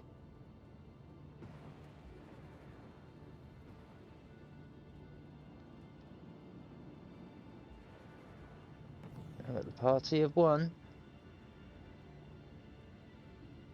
Do you know what the underscore number is after your... Shit, what was it? Was it 90? I think. Potentially. I think it was 090. I did try to pay attention to make sure it was going to be a decent one. I thought if we're going to have a zero in the zero range, we should be alright. It shouldn't be too janky, but like I say, past 100, my experiences on 130, 140, 150, and 170 have all been trash. Absolute trash. Because I'm joining 100. That's why I'm best. Yeah, it might have been 100, I'm not entirely sure, but if you were joining on to me, then you joined the same instance, I would have thought. You don't generally tend to be on a different server. I mean, I could be wrong. I can't say that I've noticed. No, you'd have to be on the same. It'd have to be the same number, otherwise we wouldn't be on the same server. Must have been 100 I don't then. know if I don't know if I've joined on you. I'll click best because that's the only option I could do. Ah, Normally, best puts you in with your friends, and I'm hoping it's because it knows we're in a party. It would put me in yours. okay. So you didn't have the option to join an EU or what's it? They were all greyed out. No, they're fine, but normally best puts you in with your party. I couldn't join on you. It wouldn't let me. It didn't even pop up with a join leader button when I made you leader of the party. Yeah. Okay. So what might have happened, dude, is it's not recognised that you've left this server, and it hasn't pulled you off that account. But it might take you a little while to join that server because you're technically still on a server. This is one thing I've noticed is it takes a good 10 to 15 minutes for if you leave a server for it to actually pull you off, because I've been doing some jumping in and out to test the different regions, right? And I've noticed that I have to quit the game fully and leave back to Windows, do something else for 5 to 10 minutes, then reload Star Citizen back up before I can select any other server to join back on, because it thinks I'm still loaded in the game. Because obviously I've been going from region to region, not being able to select from EU to best or to US or whatever. It greys out the customization for your character and all that sort of stuff because it thinks you're still in the game. So if it's not released your account, that could potentially be why. Which is why you can join everyone else and you can't join me because it thinks you're still here. You see what I mean?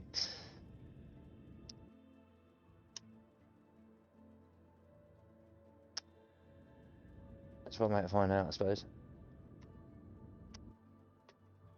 Yeah, I might have to like completely quit out, launch and Yeah, everything. on that, what I've done is I've found the best way, because sometimes even when you quit to menu and then quit Star Citizen, it doesn't actually log that you've totally left your account. I've had to Alt F4 and then Alt F4 the launcher as well.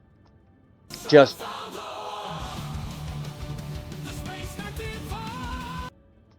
I out F4 the wrong thing. It doesn't matter. I heard that tune again. It's brilliant. But yeah, it's the one thing that I found when server hopping.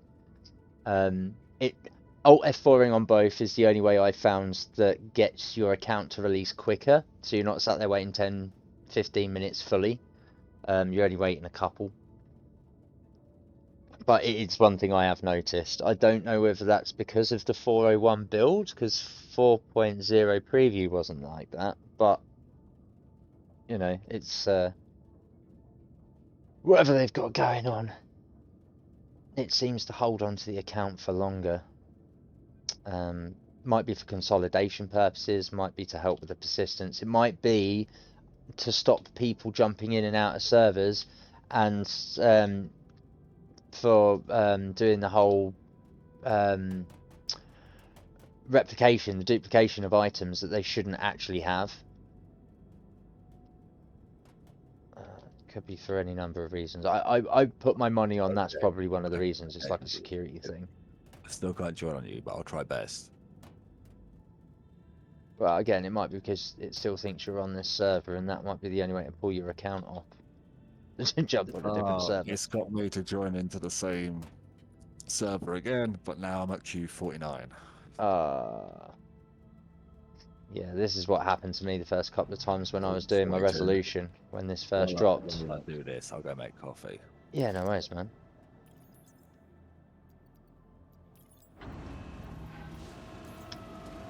Let's keep doing these box missions. Managed to escape the haphazardness that is my cargo hold in my cutter, because it doesn't clip anymore. We're getting there. Again, freight elevator grids work fine. It's just that one block in my cutter. Although I have now found that the this beam, part of the cargo bay, it's hollow at the bottom, and I can put boxes right up to it, like the one that doesn't cargo grid clip. Whereas before it wouldn't let me do that. But I can't put stuff right up close to the ceiling anymore because it's apparently standing proud. So now I can't have stuff in line. Make things flush. So little niggles. I'm not sure why the update has decided to clearly make a asset change to the interior of my ship. Whether it's to do with the fact the grid is missing, and that's the attachment point to say that this area is clippable, and for it to give the predetermined XYZ axis of which bit is clippable, because that should be coming up with a blue clip there, and it's not. But if it's not attached to the floor, because it needs to determine where the height is in relation to this beam, and it's that bit that's broken, that's why I can clip top on the top, and I can clip here, see? Now, that should mean the space underneath is available for me to put underneath, but I can't because this is now clipped. It's locked this into position, so now this space is unusable. So something has happened. Also, this grate here is now proud as if it's like where this light is, which is why this box now, it can go there where the clip is, see, it can get up right up to there. But if I put this on the floor and then move this box over, the clip for it disappears, and now see this, I've got extra space. The location area isn't attached properly to the asset, and as a result it now sits proud, whereas this can slide further in like it's never supposed to. So I've got more space on the floor from there onwards, but not on the top, so it's almost like it's done the reverse, and I can't push that in anymore. So there's something janky going on with the cutter at the moment in 401, and only this one's square, so something's either bugged slightly, which I don't think it's the case of my ship personally. I think it's going to be related to how cargo grid squares work, just in general. I don't think it's necessarily going to be just the cutter. It might be just the cutter that's affected. If anyone's got a cutter and can confirm that this version of the cutter has a clippable grid problem, that'd be great to know. But yes, it seems odd that its attachment focus point up to this area here, to this height, seems that the plane itself seems to have lost adhesion. That's broken this square for the grid, which is why the top one locks it out, so it's not a usable space when you clip grids to the top here, which again brings that box closer. But see how it fits into the beam here? Because it's clipped into the beam there, and I don't think it's supposed to. So has it shifted? Has it shifted to where it's not meant to be? Because that's the correct space. And the top one should be the correct space, right? Okay, so we can clip grid there. That's what's happened. I think I know what's occurred. So we've got the clip grid here, and we don't get the clip grid at the top until the bottom one's filled. We don't get the clip grid at the bottom, but we do get the top. I wonder if the top one is the bottom one, and it's just pushed the one that we're supposed to have that's on the top outside the ship, so it's just negated it? Potentially. It's going to be one of those two reasons. It has to be. I mean, the asset's not fully broken, it's just a divisible area that has an attachment glue feature to make stowage easier.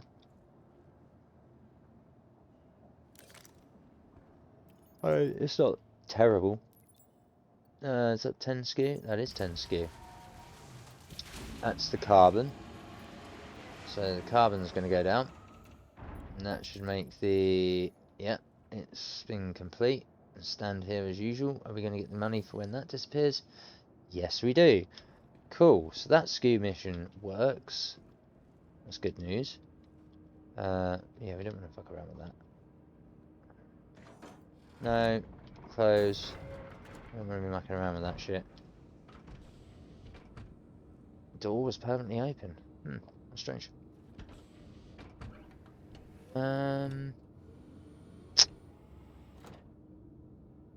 Right. So 1.5 mil. And we've still got 5 to go. So, what was the next one? The corundum. Let's track the corundum. Let's get the corundum on the go. It's only 9. It's going to be nice and easy. Hangar request completed.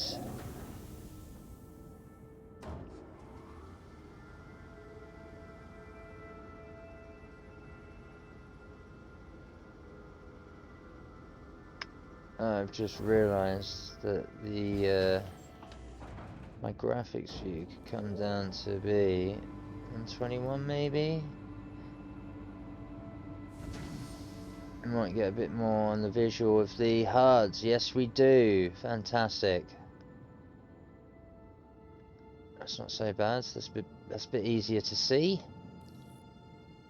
I think I actually prefer that being a bit closer now. Put the... There we go. Landing gear up. Let's just go straight up.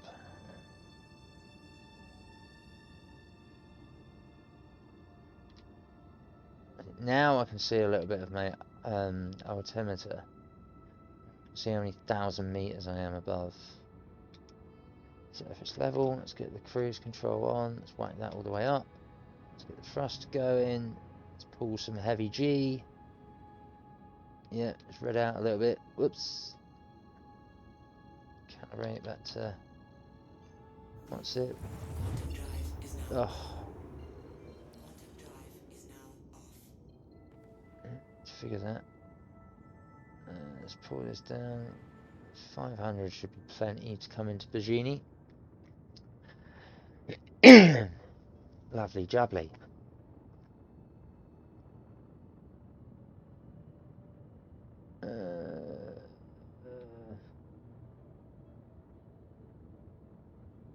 We're not doing too bad, coming up to the 2 hour mark in the stream.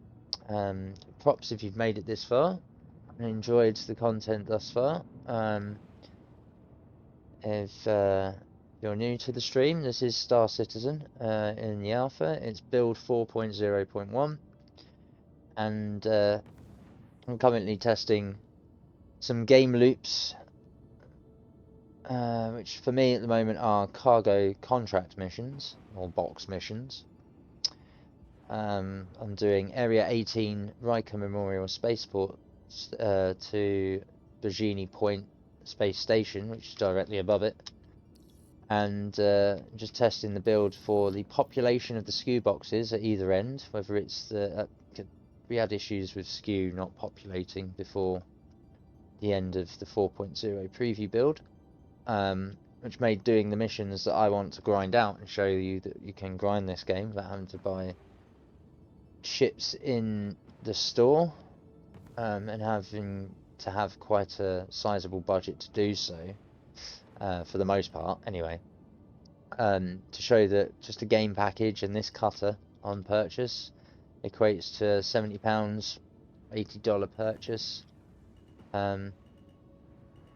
just like any other AAA game, and then you should be able to fully grind yourself the rest of the credits to get the ships that you're after in the game without too much trouble. Oh, fuck's sake. Why is it? Yeah, there we go. That's what I wanted. Just keep decoupling my throttle. But yeah, it was a little bit difficult to do when the SKU boxes weren't populating into being able to complete the mission. So that's what I'm currently testing and earning the credits while doing so. What I've found in testing is that you can do box missions so long as you're going from Instance Hangar to Instance Hangar. So what I mean by that is, as long as you're traveling from your hangar to your hangar, again, so from spaceport to a station, the freight elevator within that hangar will work and populate the items, and you can complete the cargo missions. If you're going to planet side or moon sides, you need to go to individual unique locations. I'll give an example. I've got the SKU cargo contract mission for waste to collect 9 SKU, I think it is 9 SKU, from Samson and Sons, the like salvage yard that is on, is it on Lyria? I think it's on Lyria, which is one of the orbiting moons of Area 18.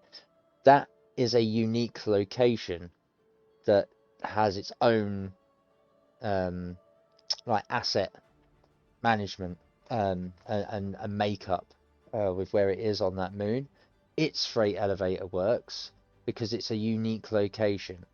If you go to a Shubin facility, whether it's a mining facility or whatever, they are all copy pasta locations. So what I mean by that is they all use the same assets. They just have a orientation differentiator. So they all have the same modules that determine that they're that size facility, just in a different orientational layout. Okay, they have cargo elevators. They are all broken.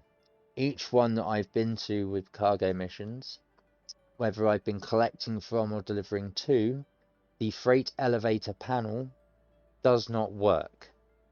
It bugs out, i.e. you select it, it says it's going to do something, and then the code doesn't execute and complete, rendering that elevator useless.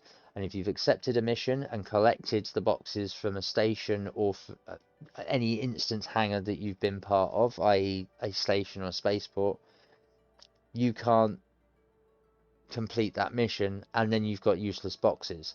The issue with that is you are then inserting more useless assets into your instance of account and server when you are in game, and therefore generating a potential memory leak, which is then causing more issues further down the line. So it's just worth noting that for cargo missions, at the moment, you are better off sticking to going from a spaceport to a station, where you'll be going from your instance hangar from one to your instance hangar of another. That seems to keep this game loop intact and functional. And therefore you can make money with it. The others, not so much. Bearing in mind though, these are the only missions that I have been trying. Which again, I think for PvE, they are going to be a requirement, so it's worth testing these bad boys out. Making sure that this population here, in the warehouse freight elevator, moving it across, going up, doesn't break. So you can actually get the SKU items you're after to load onto your ship to complete the mission. But also to make sure that, again, the tracking of said mission works and the completion of said mission at the other end works. Otherwise, they're kind of pointless. And for low-end users like myself or casual play, this is probably going to be one of the things you're going to want to do the most to earn the most efficient amount of money, I would say. Spike, can you invite me to party, please? Yes, yes I can. Has it finally released you from the server? I was able to log in, yes. Yes, fantastic. Invite to party. Invite sent. Thank Did you. it come through? No problem.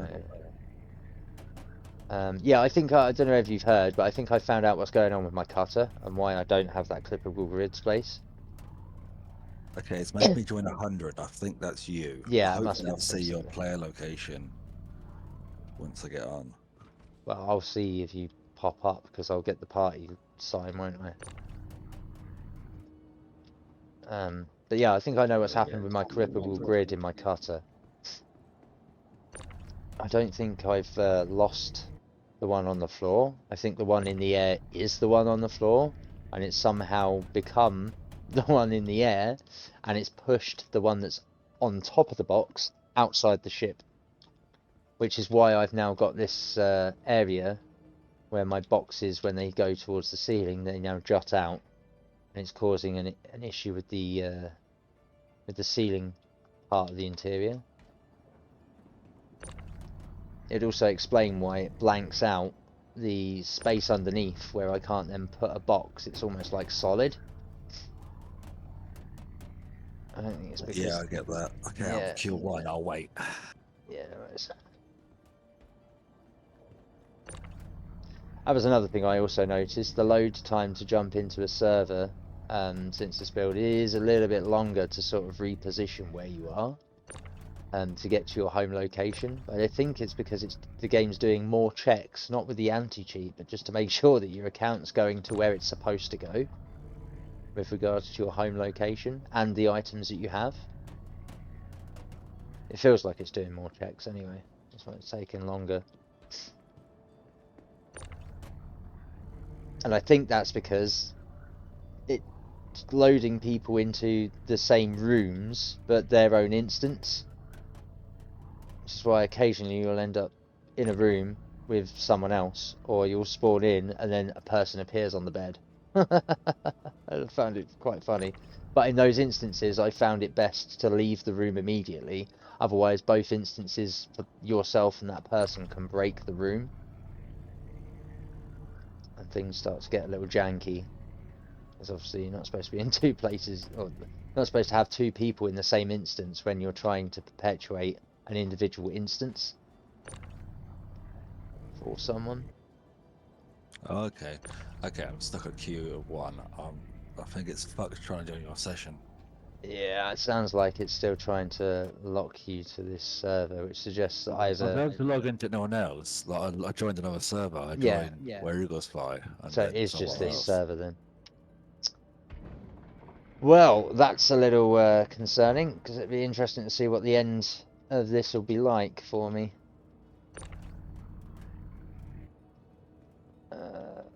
It's this bloody... Yeah, let's get you out there. Yeah, yeah, squeeze by. Come on. Well, that's a bit suck-ass.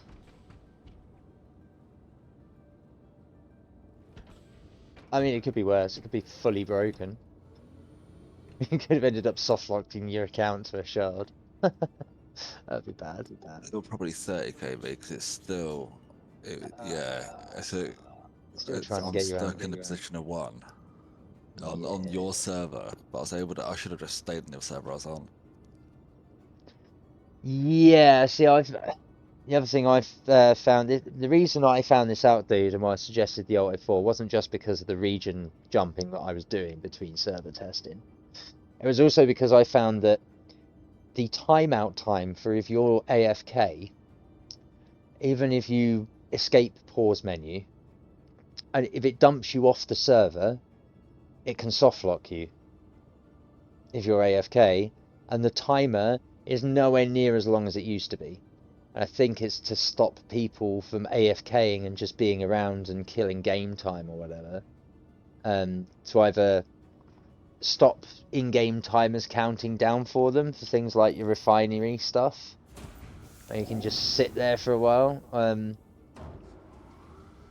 Yeah, like I've had a couple where I've gone and done what you've done, sat there, pressed escape, been in my ship, even in my hangar, and I've gone to make a coffee, and I've come back, and I've been dumped out of the session for being timed out, for not doing anything. And it's like, I used to be able to sit in for 10, 15 minutes and like doom scroll on my phone. And now I can't even make a coffee in 2 minutes before I'm being pushed off the server. And that's when I found, I'll go to jump back in, and it's supposed to jump me back into the same instance that I was left at. And this is when I was finding I was getting problems trying to get back onto the server, and I'd be hanging at 1 as well. Find that I was soft locked into that server instance, and I'd have to Alt F4, quit, It's just and your let it server jump though. out. I didn't even do anything. I logged out properly. It's not even like I got AFK'd. I logged out because I was upgrading my ship in the store.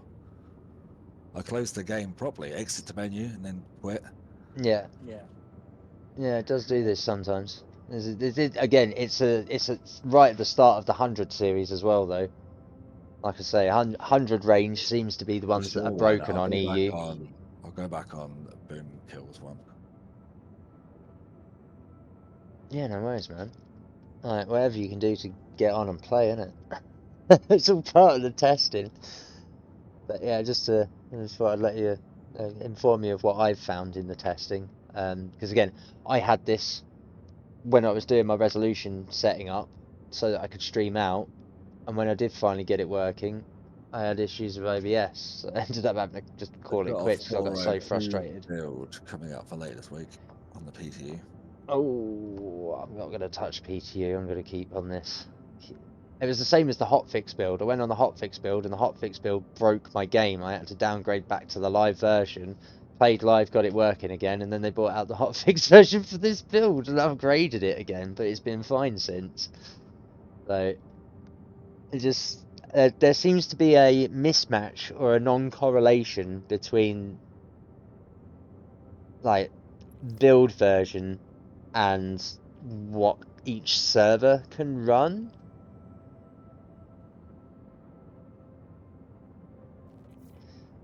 But again, I think that's down to they should just shut the servers down for like 24 hours, roll out the update for every server shard, then tell us to come on, download the hotfix update, so they get a chance to clear the server's cache. Because persistently running a universe that you're continuously updating whilst rewriting to it, of course it's going to generate errors. You're not giving it a chance to sort itself out.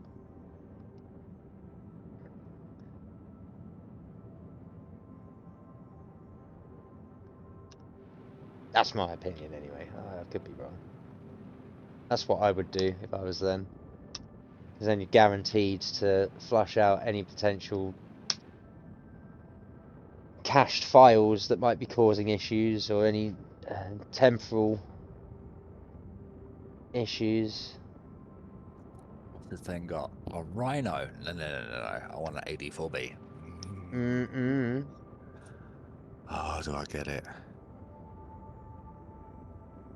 Oh wait, See, now my fucking... Revan. What's it? It's too close. No, it needs to be back to there. Oh, Apparently no. I can't buy it. Oh wait, Revenant. Oh, you can get it a bikini. Sweet.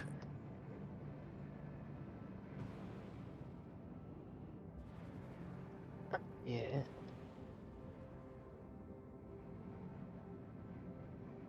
Coming in hot. Going through the cloud. Woo! Give me some screen wetness. Give me some water. Yeah, that was nice. Yeah, it's so much better to have the water effect affecting just my screen and the chrome aberration rather than the holographic HUDs that it was mucking around with because they've put them in the same layer.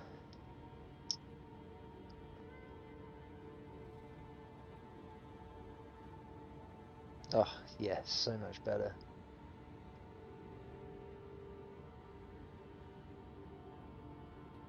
Although, that's more temporal anti-aliasing around that portion of the dash.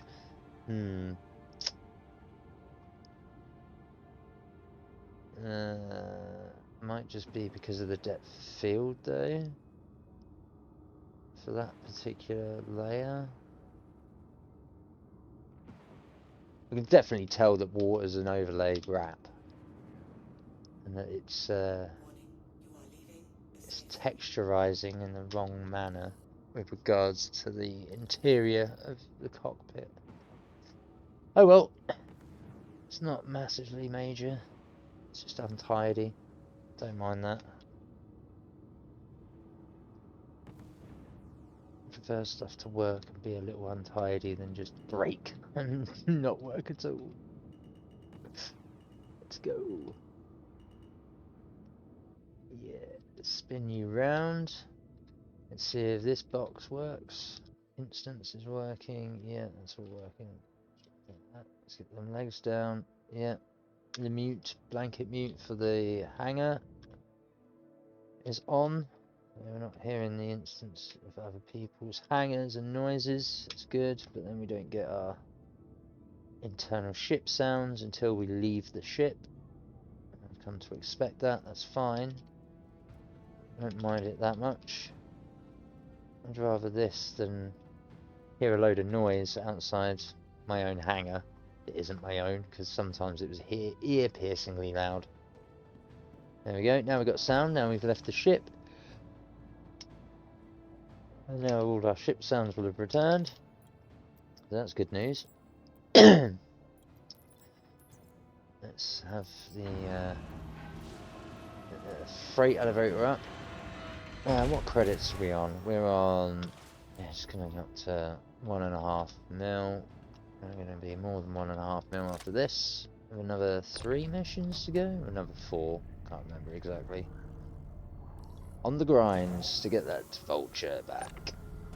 Then I'll be able to do some salvage missions, which are more my kind of speed, more my kind of thing.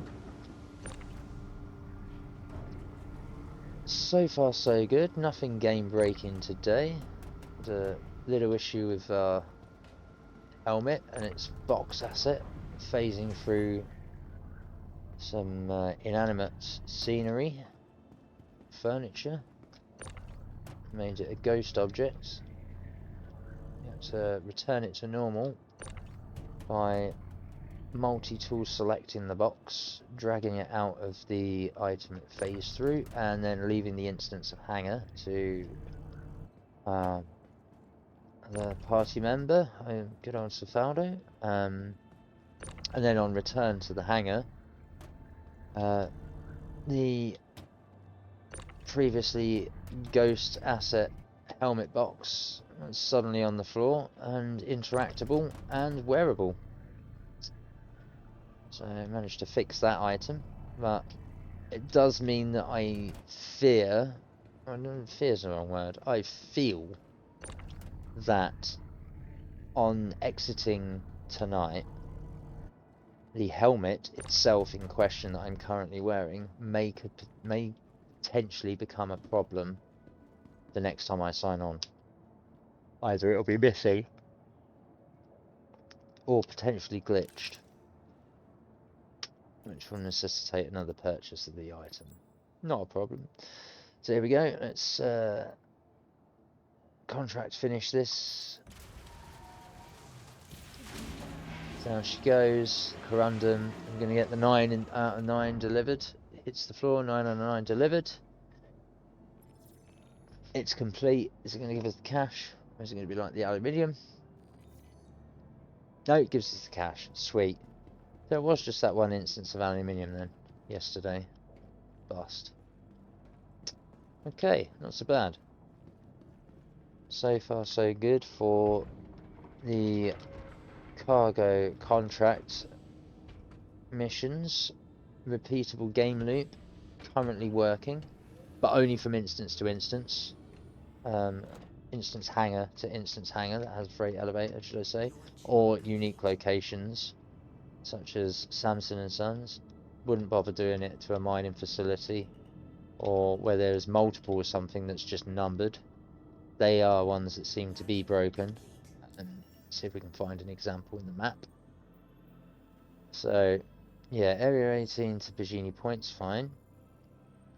Let's say we went to Lyria and we have a look at all these mining facilities. I wouldn't bother going to, but somewhere like the pit, if it has a freight elevator or rock bottom, I don't think they do. They're just outposts. It's an outpost, uninitialized. I wouldn't bother going there. Launch pad, perhaps. Burnout, maybe. Yeah, I wouldn't try going to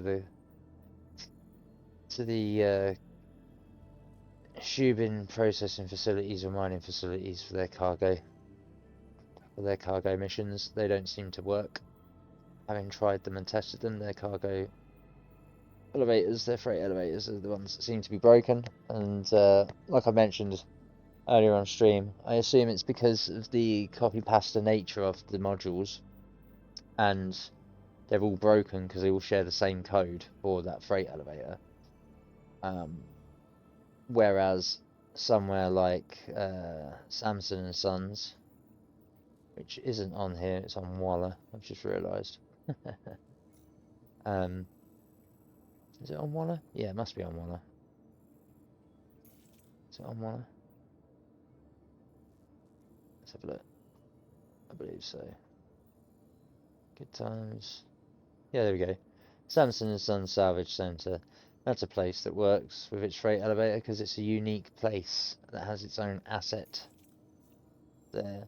I don't think there's one like it elsewhere on Walla. Might not even be one elsewhere in Stanton. I could be wrong on that. There was going to be one. It would probably be.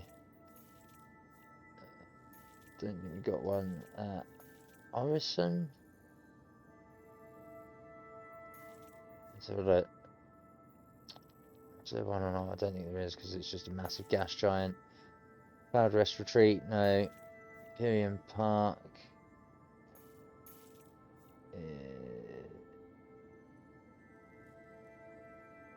No. So it's not going to be on there. There is going to be another waste place. I would assume. Don't even think there'll be one on Microtech, you know. No. No. No, I would assume that all of these logistics depots are probably similar, because it reminds me of back in 3.19, the Luminalia box missions used to fail quite regularly actually, and it was very dependent on the location of the ones that you would pick. Like, there were only 2 or 3 locations when I started at New Babbage back in the day. I was introduced to this game. Props, Rabbit and Cefaldo. Started a New Babbage, and most of the box missions I was going for in the Titan, we were going out to either Calliope, Clio, or Euterpe. And on getting to some of these places to drop them off, like these Shubin facilities or the Riari Caltech research outpost, we'd get there, and the actual placement that the box had to go in, it would go in there, but it just wouldn't turn around and complete the mission on doing so. And then you were left with a box that, again, was an asset that didn't do anything. It was then just a brick, basically. There you go. That's an asset memory leak right there. Is there another? I don't think there is another salvage centre around here. No. Research. They're all research posts out that way. T. No. How about Euterpe? Euterpe. I don't think you've got. Oh, Devlin, scrap and salvage. Okay, so we've got Devlin, scrap and salvage. I would assume that either it's far enough away or it's got enough of a unique makeup that it doesn't affect the freight elevator to Samson and Sons.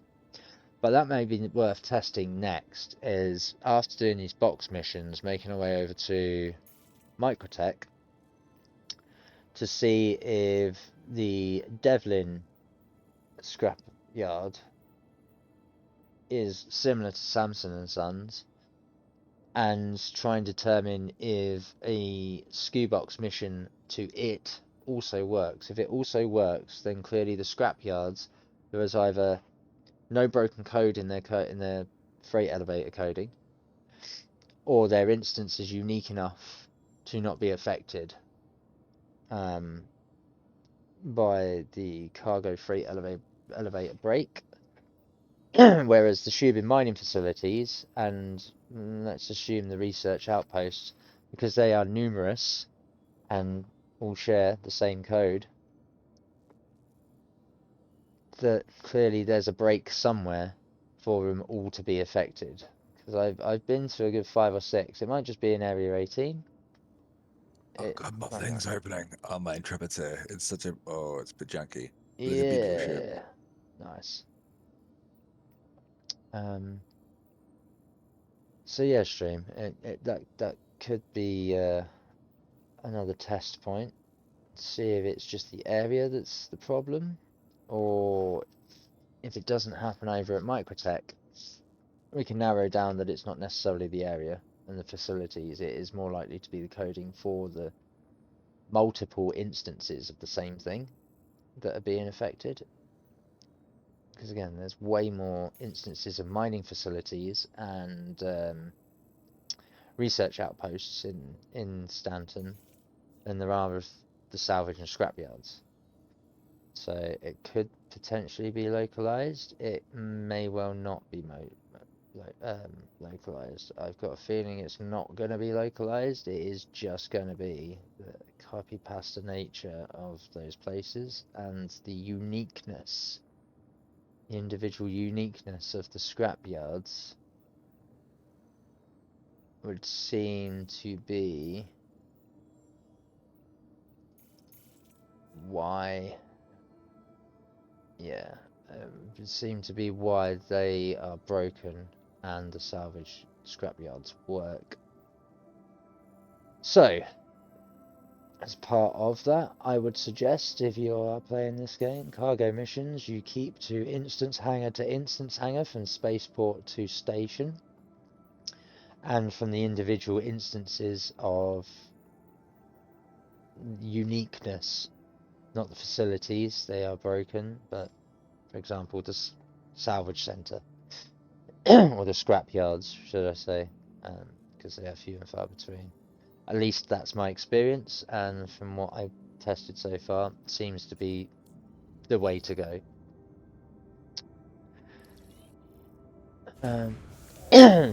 Right, let's go crack on with the next SKU cargo mission. 1.5 mil, so we've only got 1.1 mil left to go. 4 more missions, so there's 200k, just over 200k. So we'll do the next 9, shall we? Or should we do? Yeah, we'll do the next 9. We'll do the tungsten. Get that out of the way. See if the tungsten works. Should do. Not tungsten I had a problem with. It was just aluminium. Landing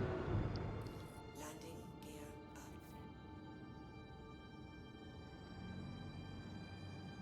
I'm going to turn around and keep testing this until I find something that is broken, that doesn't work.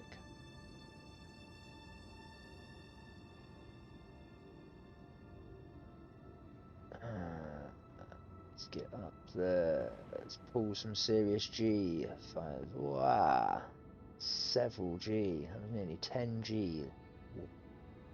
It's gonna hurt.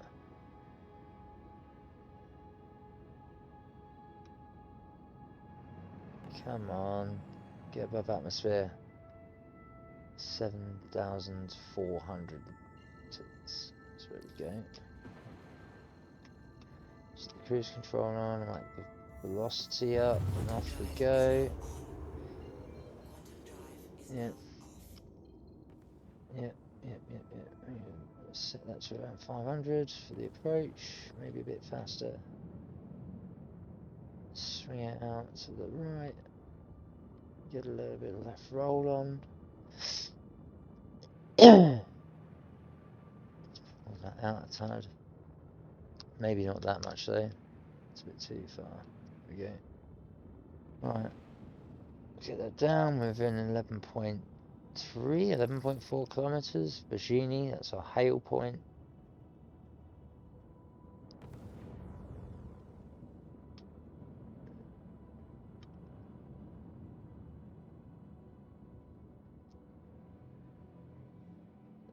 Oh, blacking out. Whee! Yeah, I don't want to do that in real life. It's a bit bleh, sickening. Exactly centered to that. Oh, my strafing is terrible today. Let's get that velocity down. Beautiful.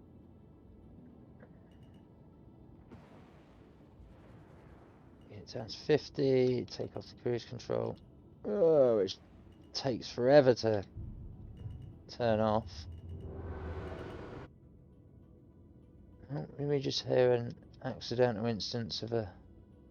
I think we did. We just had an accidental instance of someone's hangar. Oh, there we go. Yep, still on mute, so safety mute for this instance of hangars on.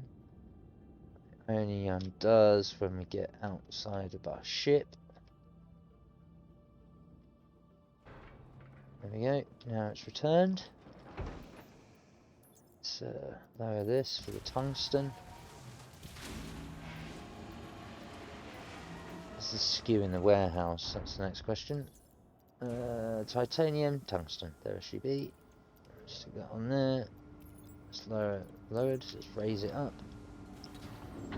Get out our multi-tool. And then we're ready to go. Let's take the front boxes first, because sometimes the grid wants us to take them in a specific order. We've got that box grid, but we don't have the one next to it. So we'll clip the first two and we'll ignore the rest. Bit of a shame, because I had full grid yesterday, the day before. Now I have broken grid.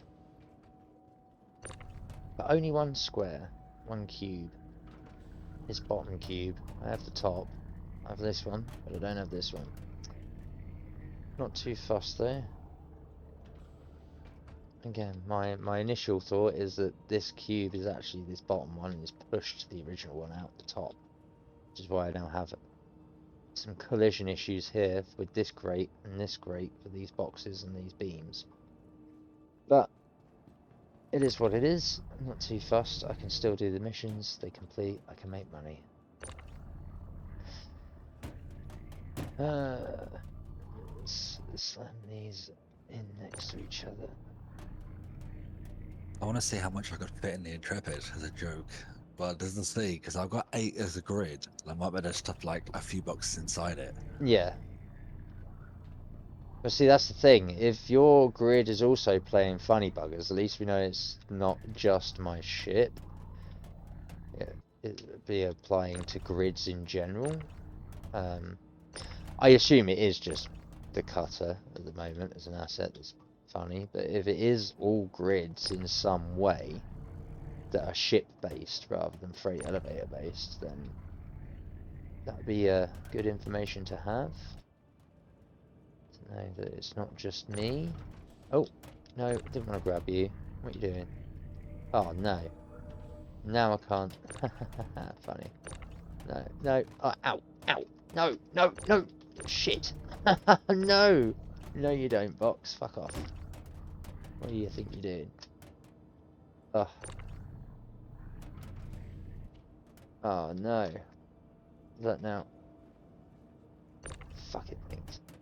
Good old box has tried to kill me. Is it because that's now in that space? Yes, it is. Ah, yeah, okay. I think my theory is correct. Whenever there's a box in that bottom space of my grid in the back of the cutter that doesn't work, it immediately blocks out any other grid that might be clippable. It immediately turns the grid off. So I think my initial thought is correct. That clippable grid that floats in midair above the one that isn't clippable is actually the floor grid, and it's just been pushed up somehow. Oh, not too fast. I can still put boxes in my ship. I just need to make sure I've got this gap.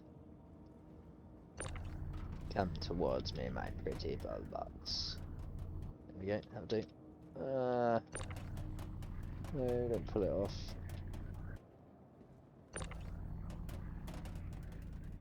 Yeah, you can go there. You haven't pushed that too far. Oh, it has. Oh, fuck's sake.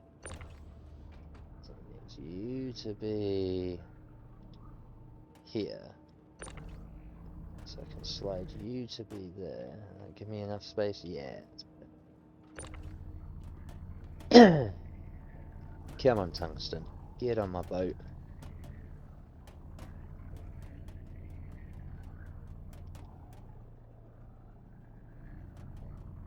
And then you can go in this bit and then shear me across there. That'll give us a decent platform. Decent platform.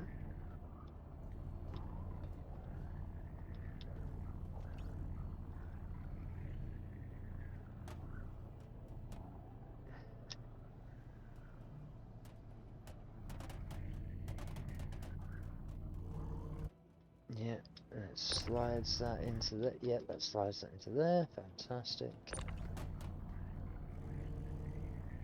Pull that off.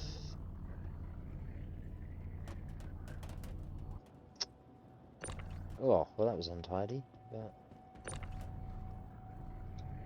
Oh, can't help it.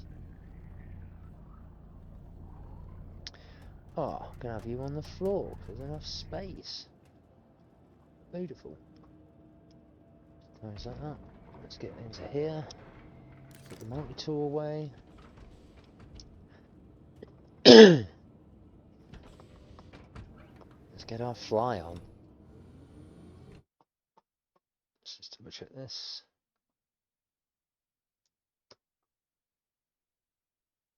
Yeah.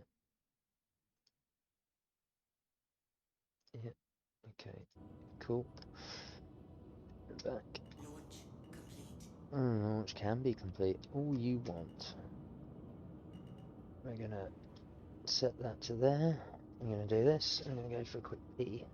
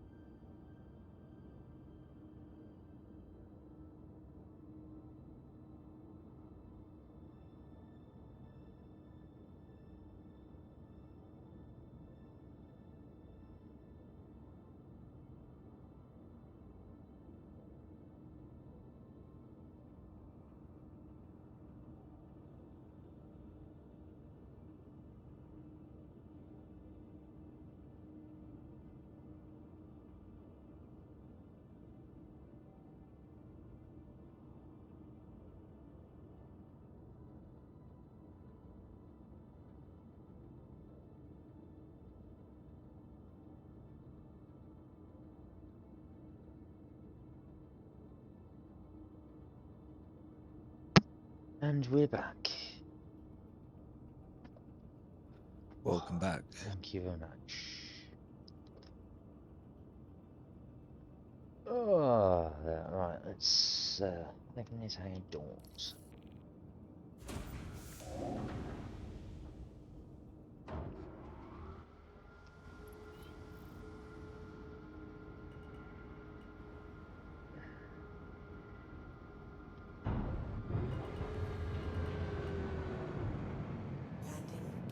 Woo!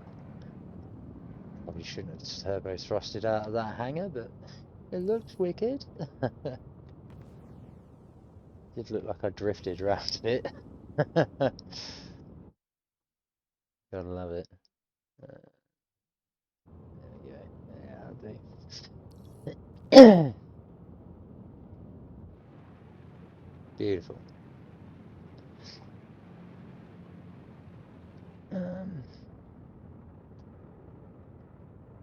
How's your clippable grid going? Is it all intact? I'm now going to try and come back on and test it out. Oh, Yeah, so far so good.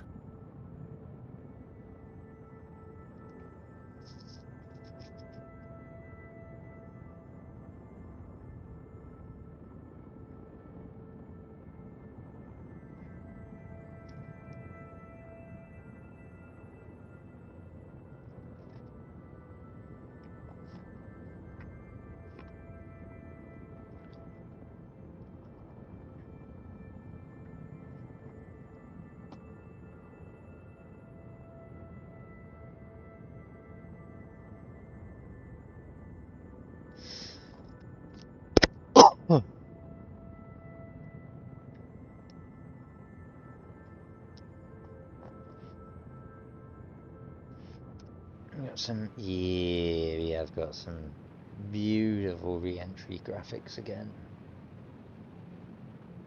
I just realised it's like midnight, I have to go. Yeah, no worries, dude. I was wondering how long you'd be on for, considering the time. Yeah, I just realised it's like nearly midnight. Yeah. Yeah. No worries, man. Well, it's been a pleasure as always. Catch you in a bit, dude. Catch you in a bit. Peace. And there goes our man Savaldo. What a ledge. Well, looks like I'll be testing this for the foreseeable evening, because I really do intend to smash out these box missions and get those credits, because this is definitely what I'm going to be spending a lot of my time doing in the cutter. I think transporting box missions and parts and stuff to make the monies. There we go. Let's get the preview as where it needs to be. It needs to be centered, of course. Now,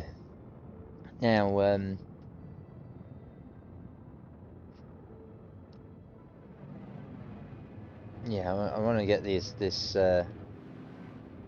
game loop tested to its limit, figure out what does and doesn't work. Obviously, like I mentioned, at the moment it's just it's definitely working for Instance Hangar to Instance Hangar, not quite so much to cargo freight elevators at mining facilities, potentially outposts, research outposts, but it does for the salvage yard, scrap yard, sorry, of Samson and Sons. So towards the end of this stream, perhaps, if I can be bothered to get all the way over to New Babbage, I'll turn around and try and take a cargo mission of Devlin's scrap and salvage, and see if its instance works. Whether the other day, 2 days in a row, were anomalies, whether it's just Area 18's shubing facilities and mining facilities that are bust, whether it's other areas. You know, trying to be fair in this test, because obviously not everyone's just going to hang around Area 18 doing all this. I'm not just going to hang around Area 18 doing this. I'm doing this because it's currently the shortest, quickest route for the most efficient amount of cash, the smallest ski boxes that this ship, oh, excuse me, can carry. So at the minute, so far so good. But obviously I will need to turn around and have a look and test that. Babbage's version of this, I assume from Babbage to Tressler. I'll need to test from Orison to Seraphim station as well. Make sure that their equivalent works. Same with Hurston to Everest. Well, Hurston to Everest we kind of know does work because that's where I first started to get population back of the boxes. But it was entering and exiting the hangar and just getting blown up on the spot that was the issue with that game loop, where I couldn't leave my instance of hangar without dying. By ship, not by elevator. Purely because of how instance was broken at the end of 4.0 preview. So I fully expect Hurston and Everest Harbour itself to still be working, because that's where I started to notice that it was this cargo mission boxes were starting to work again at the end of that build, with whatever back-end hotfix patch that they decided to do on the server. And then they decided to bring out 401. So, you know, it's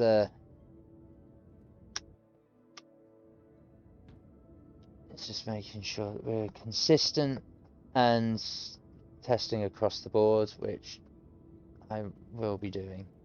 Whether it'll all be in tonight's stream, probably not. But I'll certainly look at getting these box missions done, and then looking at potentially... Oh, he's got it good again. Potentially trying another location and seeing if their population and box missions work. I'm going to assume that they do, being as they are, again, Instance Hangar to Instance Hangar freight locations. Oh, okay, maybe I can't be that close. I need to dump the ship further forward. Come on. Thank you. Come on, before it breaks. I can't be doing this. Come on.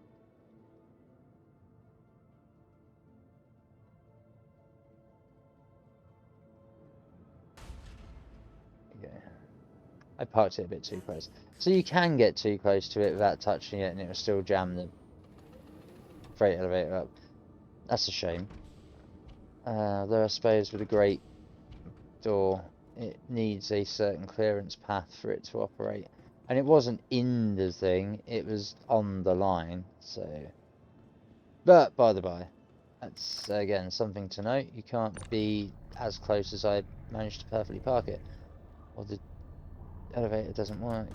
And that's the last thing I need to do, is to break the elevator that I need to use to do these missions. So, let's get these all loaded in, get them clipped.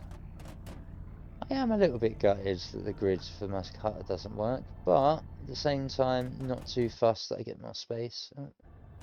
Even if the space doesn't work quite as well as having it all clipped in, at least with it being clipped in, you get a predetermined, like, those 4 boxes are permanently locked in, which makes placing these 2 easier, which then makes placing the other wall of 6 for a 12 skew job, you know, relatively easy. It's just the method of getting them on, because of how much less space you have down this side for getting in and out of the cockpit, with it being the only entrance.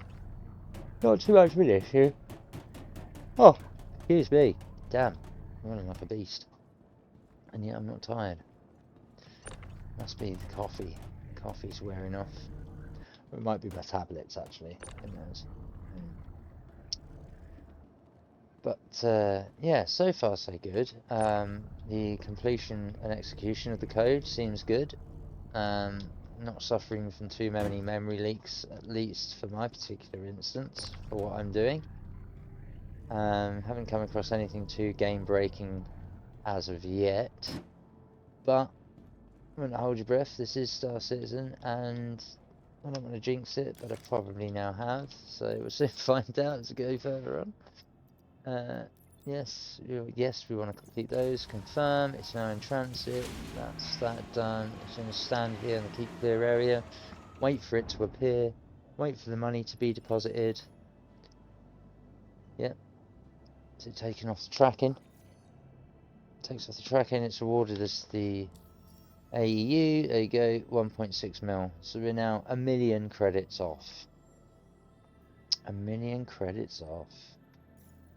It's the rep like, oh, we've been getting through the junior. This was way down near the N and the I, so now getting up on the junior rank.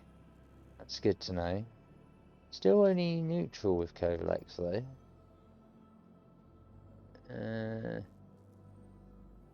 But I suppose we are only doing Kovalex missions, so you know, it is what it is. This door as well. That door is a little bit, bit janky. But again, it is what it is. I haven't come across anything too game breaking yet. Again,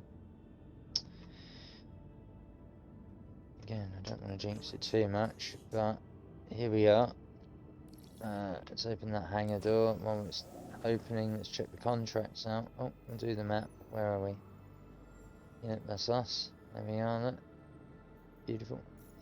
Get these contracts, go to accepted. We've got 3 left. And let's do the titanium. We'll do the other 9, and then we'll do the 6, and then we'll go do the Samson's Centre. Hopefully there won't be too many people out that direction to muck around with the freight elevator like yesterday. Not that they were getting in the way, I was probably getting more in their way, but it would have been nice that whilst they loaded that freight elevator properly the first time, they wouldn't have had issues of me taking everything off, wanting to get my 9 skew out. They could have let me get my 9 skew out as well when it was coming up, instead of making me wait until they'd finished. It's like, don't be a hog. Share the lift. When you've taken your stuff down and it's empty and you're going to get your other freight load, you could at the very least let me load that up with 9 skew, pull the 9 skew fully off the elevator, and you could have just carried on using the elevator. I'm only doing 9 skew of single skew boxes, so it wasn't like it was too much of an issue. Well, it wouldn't have been too much of an issue, but you know, people can be fickle, I suppose. Clearly didn't want to share. Yeah, we don't want to float in too fast. Do a 605er. And then we're within range. No. No, not quite. There we go. Below the 1.3, 1.4 range. Got a hangar. Start cutting it down.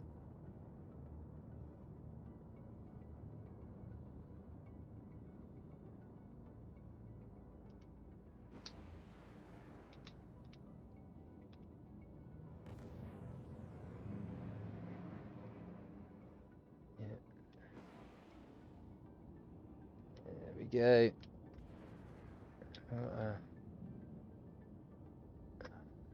Let's just drop out.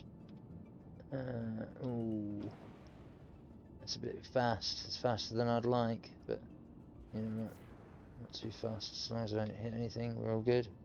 Yeah, let's turn that off. Let's go in for the manual thrust. Manual thrust. Yeah. Oh, didn't turn enough on the mouse. That's silly. Right. We haven't got that out. Let's get our landing gear down. Just reverse. Let's get in a spot. Oh, miles off. Yeah, right. Just a little bit closer. Yeah, that'll do. Y out of the seat. Door to open. Yes, empty hangar. Open the door. Come on, come on. Yes, that's where we want the thing. Let's get onto the freight elevator. Come on. Thank you. Now it's up, so I'm going to have to take it down.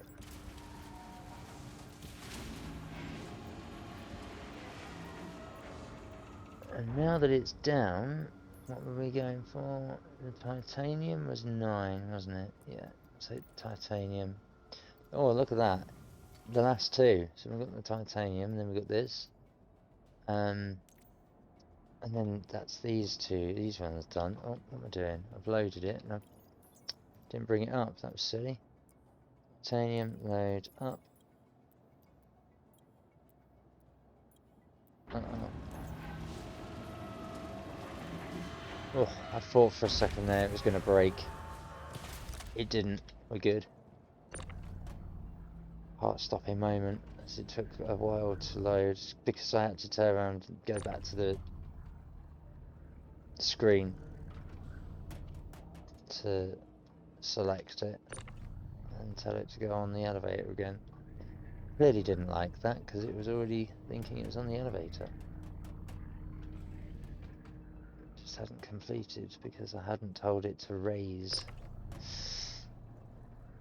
You had to think about it, didn't you? Didn't you, game? Oh well, not too fast. We're working the steam now. There we go. It's a bit far over, we don't care. 9 boxes.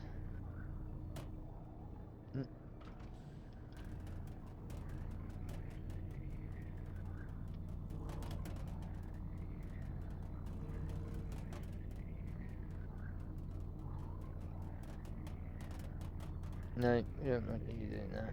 Come on, stop being a bitch.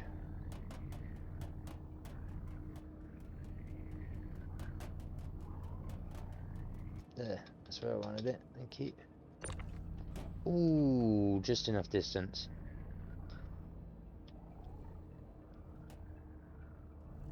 No, don't be doing that. You can go there. You're safe there. Let's do the one that's going to cause me the most trouble, I think. Which is to have this one up on... Yeah, because you're going to move the other boxes, aren't you? I'll have that there. I'm going to get this up and around. Oh.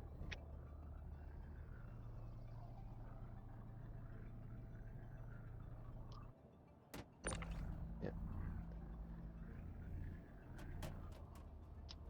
There we go. You have you there. And then the last one can come with me. Oh, look at that. We're going to have you on the floor. Yeah. Oh. If you want to actually get on the ship, that is. No, excuse me. No, I don't want that. I want that. It's on, but it doesn't matter. There we go. I'm going to put that away. Thank you. Yep. Right. Let's get back to Riker. Oh. Right. Launch complete.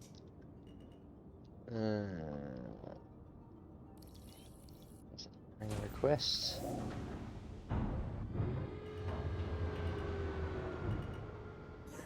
gear up. Ready and waiting.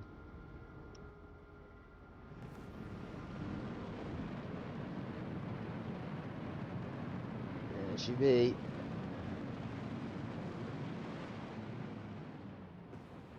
$1,400 DPI. Just so I can move my free roam camera, because for some reason it's not staying locked to the ship as it should in the same place. Which in itself is annoying. There we go, that'll have to do. Get that going. See, it's changed the position again, it's slightly to the left. No, we want it to be central.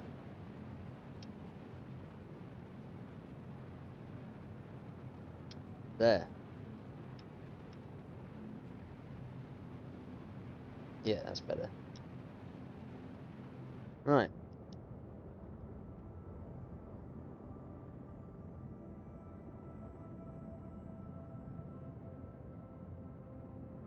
Yeah. That'll do. So there we are. Box missions, again, seem to be going well. Again, the reason I'm doing these is because considering how much you get paid for other skew, for example, like this one's not going to be so bad, although again, this is an example of one that doesn't work. Delivering or picking up, I suppose collecting from them. No, collecting from them won't work because the items will still be within the inventory. You can't access the inventory on the screen at that cargo elevator, so that's not going to work. Mining facilities. This one would work because you're coming from a station, so you'll be generating an instance hangar, an individual instance hangar, so that would work. Hands to the other end, same with Port Tressler and Virginie. God, they're way apart. Broken, that'll be broken. And I know because these Sal 2 and Sal 5 ones are the ones I was doing yesterday and off stream that just didn't work. Here you go, here's an example. 56,000 credits to collect silicon from Virginie Point and to deliver 91 skew from to Riker Memorial Spaceport. So the journey that I've been doing all stream, 91 skew for 6,000 more for this contract when I'm doing, what contracts am I doing? 9 skew, 10% for the same money. These are way more efficient to do smaller skew boxes for 50k. There is a part of me that imagines that eventually these will get scaled to the amount of skew you do and the distance you'll be traveling, so that you can actually take on missions that are going to be adequately rewarded. Otherwise, you might as well have just a small ship, do the 50k for 12 skew or less, because you are earning way more money for transporting a much smaller amount than if you've got a bigger ship, you're transporting 90 to 120 odd skew for only 6,000 credits more, or maybe 10 to 15,000 credits more. It's not actually worth the jump, in my opinion, when it comes to those missions. Like, you might enjoy doing the journey, you might enjoy doing that game loop, that's fine, but I don't think you are adequately rewarded for such a task unless you've already got the bigger ship. And the bigger ship might well be good, but the money you'll have spent either in game to get that ship or the real money in the shop isn't necessarily going to necessitate the money you're then earning in the game for doing those missions, because you've got the bigger ship and can handle the bigger skew, right? So in my mind, you're not compensated or rewarded enough for the journey you'll be doing or the amount you'll be carrying for the money you're getting. So for me, it's more efficient for the 12 skew boxes or less, getting the 50k and ramping up that way and grinding that way. I'm being way more efficient and doing a lot less work for the same amount of cash, essentially. And it's pretty easy, safe cash as well, for the most part. Obviously, I'm only doing the extra small missions, and I'm only doing the rookie and junior rank stuff. So again, I assumed that the higher ranked missions will be worth a bit more, but I can't see them being worth that much more, considering the jump from rookie to junior is only like a few grand. It's not even that much. So it's like, just going up a rank does not necessitate that you're going to earn more money. And then you look at, again, the amount of skew you're having to move or the distance you're having to travel for the outlanded cost. It's not actually worth it to do more skew or travel more distance for basically the same money. Right.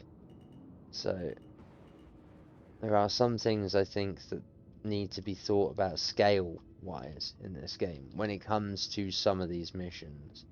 Like some of the PvP missions, you would expect there to be a level of difficulty where, depending on where you're going and who you're going to face off, whether it's NPC troops or elite commanders or something, or whether it's like some of the wildlife, like there should be a difficulty to how hard they are to fight and take down and to clear out to complete a mission, and ergo, depending on that difficulty of how hard they are or how many they are, should necessitate how much you get paid for that mission. Obviously, that's not as big a concern at the moment, but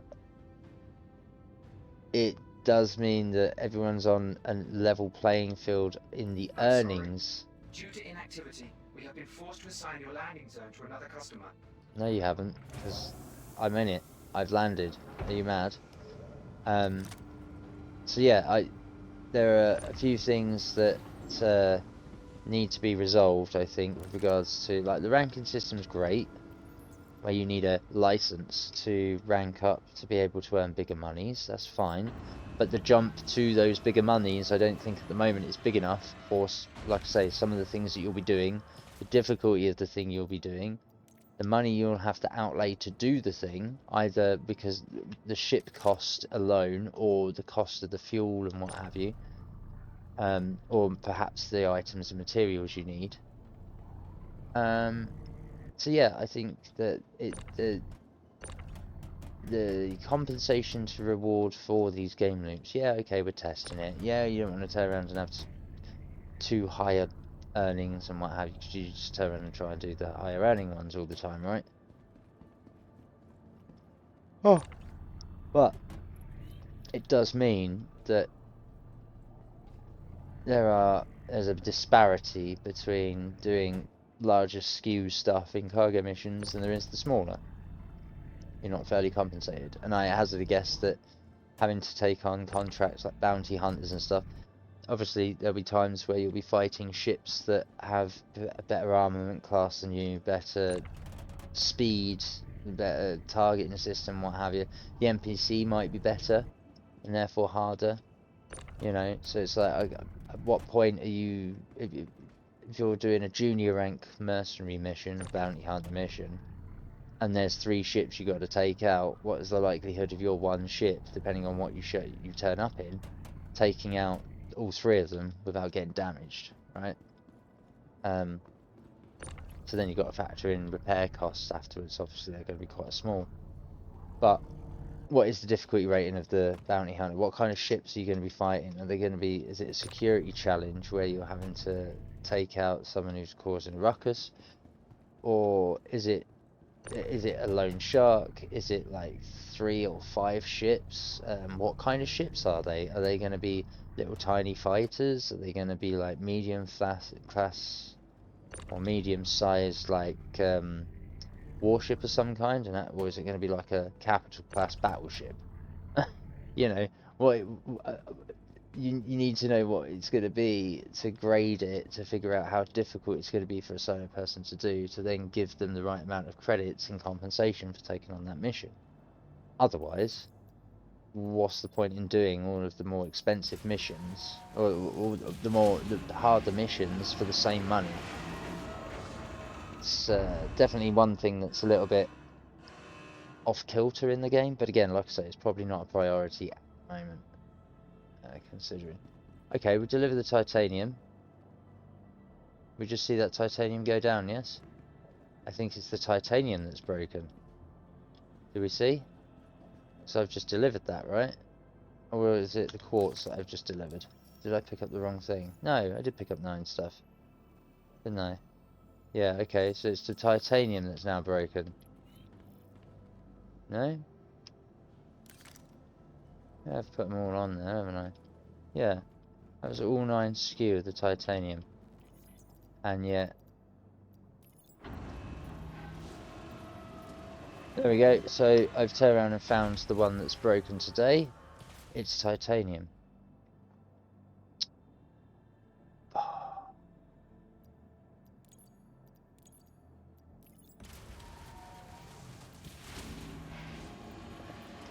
Wait a minute, did I have the clickable continue? What? I didn't. I put it all on there and I didn't have the continue. That's what's broke. That's got to be what's broke, right? So that mean I now don't have...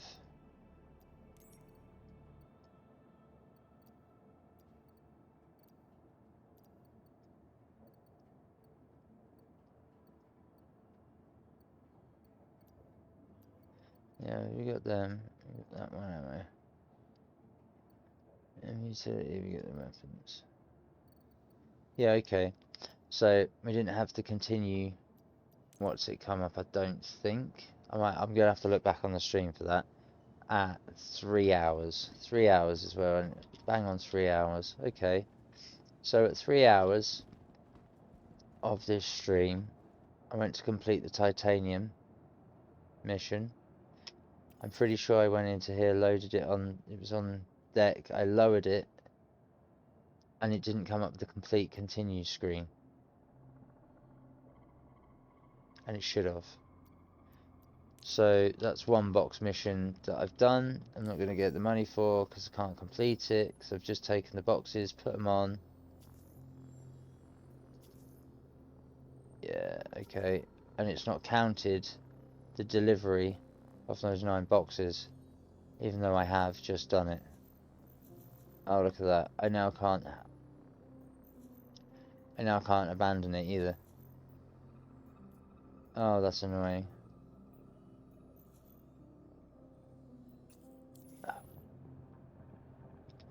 Okay.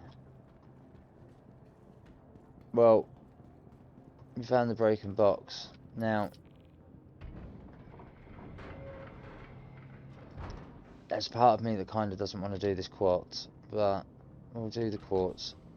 And, because I did this last time, I ended up finding that that aluminium skew was broken, and that was second from the end.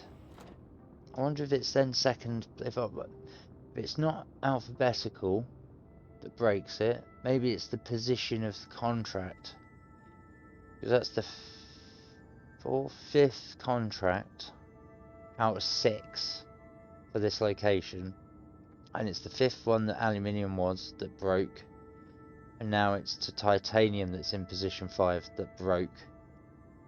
So maybe it's just position 5 You are clear to missions launch. for skew box cargo that seems to break.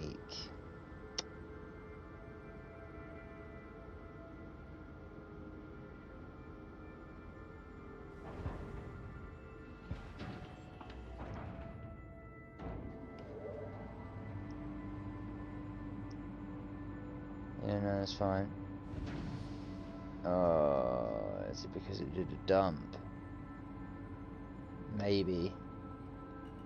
Maybe it's done a dump, and if it does the dump a change, then that's when it breaks. Interesting. We'll have a look at the log after the stream. Landing gear up. Oh. There we go.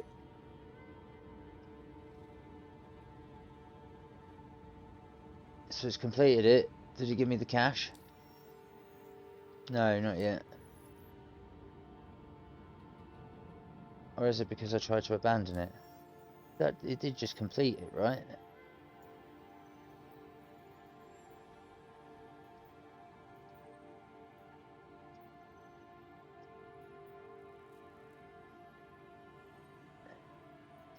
Huh. It says completed, but I delivered no skew. Maybe it was the boxes that died. That'd be interesting. You completed, but you've got no skew. It's not registered that the skew got completed, so it's not going to turn around and pay me. That's interesting. Well, you saw it here first. See, the other day, the aluminium didn't complete. It didn't give me the money, and it didn't complete. Which is fine. I just assumed it was broke, but at that point, I carried on. I did the next mission, the next box mission, and completed that to see if it was a code issue where it's gone to execute the code and it's out of order. Because it's out of order, it can't complete because it's still trying to complete code that's before it, like when code hangs. And it's like, I can't do this because I'm still trying to complete a previous process, as it were. That didn't rejig it. But I didn't leave the hangar so soon after it had broken. Interesting. Trying to troubleshoot and figure out why it said it's completed, but it's not giving me the cache. What bit of code is not working to generate that issue? And it seems like the boxes are to do with it, because the boxes were on the elevator. The boxes were the boxes were on the elevator. They were all clipped on correctly. I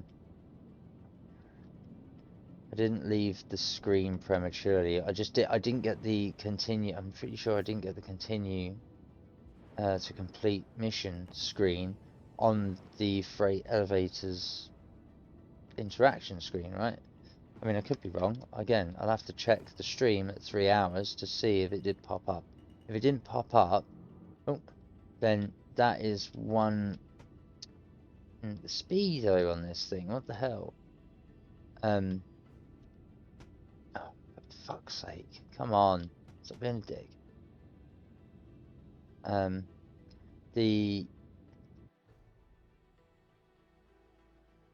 The freight elevator screen, I'm pretty sure it didn't come up with that screen saying click here to continue and complete the mission. Oh, sod off with the buttons. Why am I missing my WASD today? Done it all day. It's been missing WASD entirely.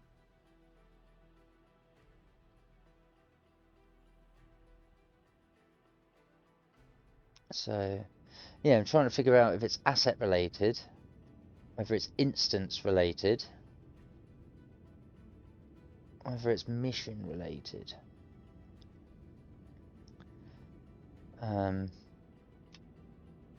It's got to be one of those three. If it's asset related, it's the boxes that I picked up that for some reason just decided to sprang out, right? If it's instance related, it's going to be to do with my account probably not executing certain code properly at a certain time for whatever reason, and then it's hung. But it clearly completed when the elevator went down. It's just not accounted for the boxes that were on there. They count for 0 boxes, even though there were 9 on there. 0 boxes, but it still counted a completion status because it told me that I'd completed it. It's moved it to completed, but it's not awarded me the credits for completing it. So we'll see if the same happens with the quartz. Right. So transporting isn't an issue. That's fine. I'm not having issues with the transporting. The boxes themselves hold their weight and their asset and are correctly populating. My new objective is now this, which you should have been doing that a little while ago. I wonder if it's just lagging behind in the database. It can't correlate properly. And that's what's causing it to have this little bit of a brain fart, maybe. This instance is saying it's really fucking annoying. See, now I have no clippable grid because I have this box in the way. I wonder if it's because this box bullshit in the way. There you go. Look, now I've got the clippable grid because I don't have something in the way. I can clip that there. As soon as something is there, it breaks it. So that's making things easier because I think that clippable grid is actually the one that's supposed to be on the floor and it's just pushed to the other out the ship, which is obviously impossible. But yeah, something is breaking. It could be the server instance that I'm on. It's just decided to start getting janky, but if that's the case, I'm going to need to do this quick and hurry the fuck up. Because I might just cancel the Samson Center one. Although I do kind of no, I should probably do that for posterity, because if I don't, can't show that those instances work, and that's why I'm doing these rather than the shubing mining ones that I could do, but they're all broken. They were all broken. I don't doubt that they've not really changed much either. I can't imagine them being fixed overnight, and I don't believe there's been any back-end server hotfixes while the game has been running, so I'm going to steer clear of them, because I don't really fancy populating a load of asset boxes that can't be cleared and aren't going to despawn because they happen to now not be deliverable. That'd be bad. Landing gear up. And then you're just junking up the server with stuff you don't want it to have on there. It's going to do nothing. And then you're also breaking your instance by having a load of missions you're having to abandon to release those items, to not have anything to do with them, and to get rid of your mission that you can't complete. Which is supposed to affect other things like rep and that sort of stuff. But if it doesn't at the moment, but the placeholder's there in the code for it to do so, and it's just not doing the math equation, again, you're still introducing erroneous code into your instance and everyone else's by virtue of being on the server that's persistent and trying to correlate, and keep concurrency with that code as well. Which, that's how these glitches and bugs are propagating.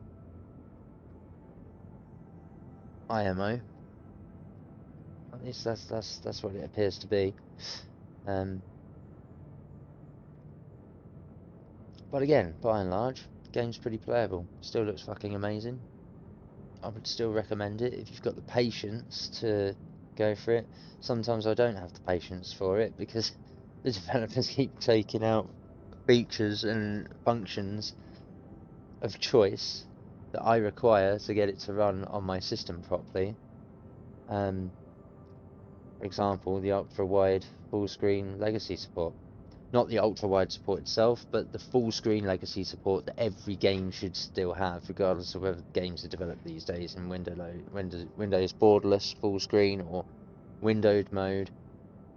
You should still support full-screen legacy for those who don't have large monitors, or who don't have monitors at all and use a TV that's capped at 1080p, or anything that's under, say, 27, 24 inches, 22 inches.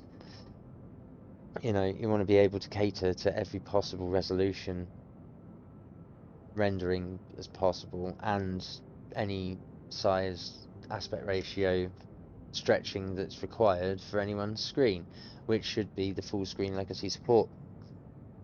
That is recognized in your operating system as well. Don't break the driver injector that stops it from being recognized as a full screen application in Windows, because then you're also taking out the ability, like myself and other AMD users now can't render and upscale because our cards and our software doesn't recognize that this game runs in full screen anymore, even though it's quite clearly in full screen.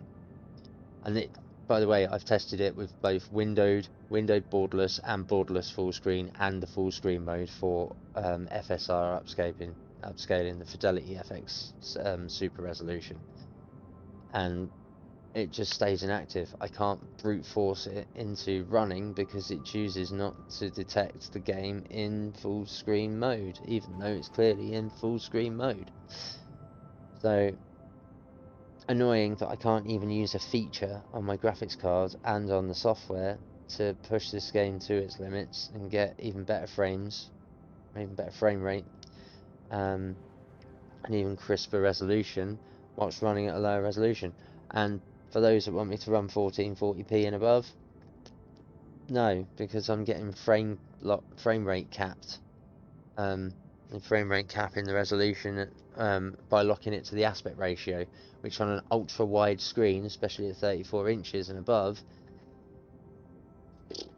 say hello to less than 30 frames a second, which on the hardware I have and at those resolutions, that's just ridiculously stupid. I should be able to push 50, 60 FPS plus, considering that benchmarking across all resolution ranges, with and without scaling, I've know that this system can handle at least 180 FPS, and if not, can go all the way to 342 or 346 FPS, because I've got the benchmark figures and scores to prove it across Cinebench, 3D Mark, and what was the other one? R32R, something like that. I can't remember exactly what it was. But there's like 3 or 4 benchmark programs that I ran on this system, and yeah, definitely got good percentiles. Definitely got a good ratio. Everything on it suggests that this shouldn't be a problem. 180 to 346 concurrent frames a second. Yes, please. In benchmarking, where it's designed to push every component of it to tell you your max capabilities, but apparently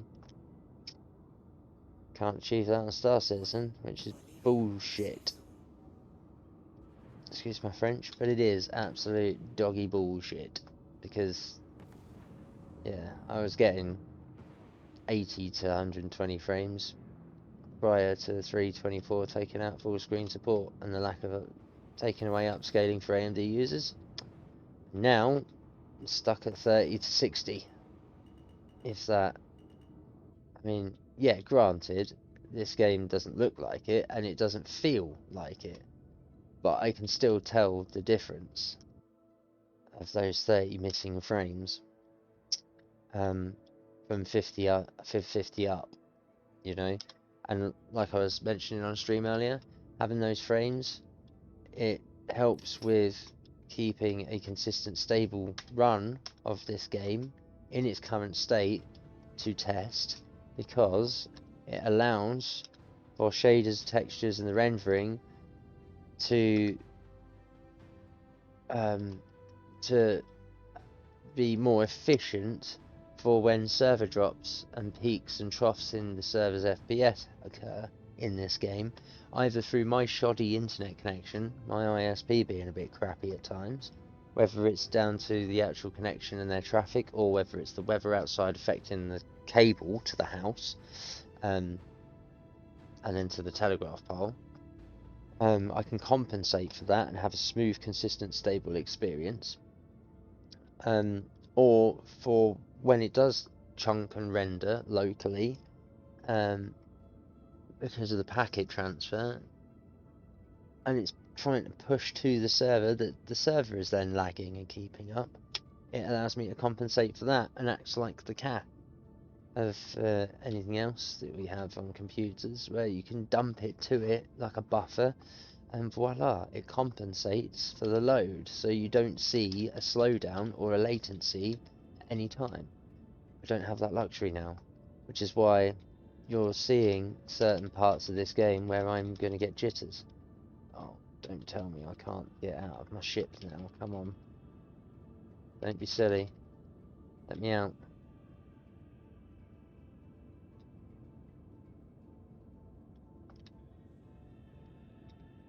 Where it's going to break. This is where I've now broken the game.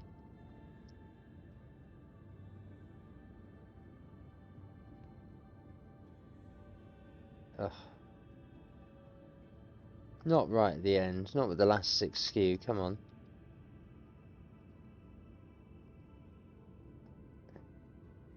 Let me out of my ship. Come on. Auto animate that door.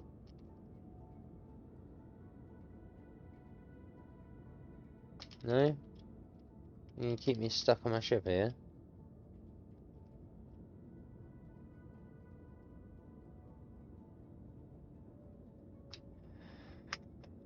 Oh, okay. This is what happened the last time when a box mission bugged.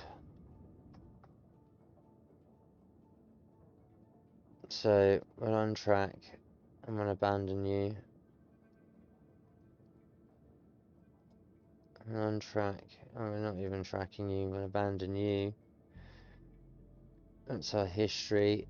2 abandoned. You didn't get completed. You're the one that's breaking things. So, we made 1.6 mil. Or we're at 1.6 million. Yeah, I definitely can't get out my ship. It's the best way to do this. I'm at Bergini now, aren't I? Let's kill myself. What's the time? Oh, 20 to 1. Yeah, I might call it, to be honest. Oh, yes, we are back at Area 18 now. Okay. So if we're at Area 18... Oh, I'm going to have to claim my ship, aren't I? Damn. Well, at least I've now got full...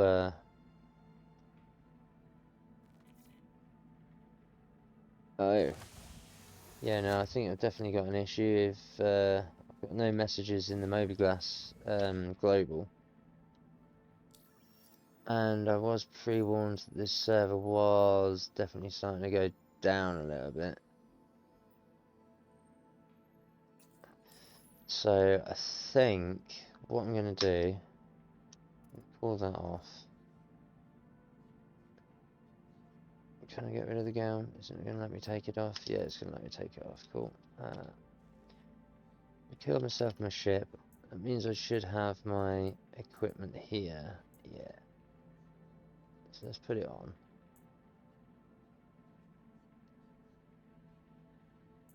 Alright.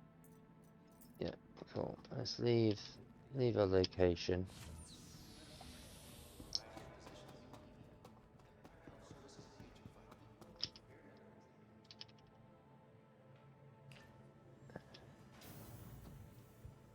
Oh, I was expecting it to be a black space. It seems like elevators for the most part seem to work, at least on European servers. So that's not so bad. I did notice on American servers and on Best, which I think chucked me out to an Asian server and an Oceania server. Can't remember if it was Australian or not. Probably. I did notice. Oh, excuse me. I did notice that they are way more broken in the instance than European servers. But then, like I've said before on this stream, particularly on today's stream, maybe on the other February streams at least, I've noticed that the European servers, the range of underscore 100 and up, seem to have issues. 140 was probably the most stable out of them all. 130, 140, 150, 170 all seem to have quite innate problems and seem to react very much like the American servers, whereas suffix is underneath underscore 100, so like 090, 070, 030, 40, 50 and 60. I've been on them. All seem to be working fine for the most part. It's just a couple of the little breaks like I've already previously discussed, like you can't turn around and use the cargo freight elevators at like Shubin mining facilities or research outposts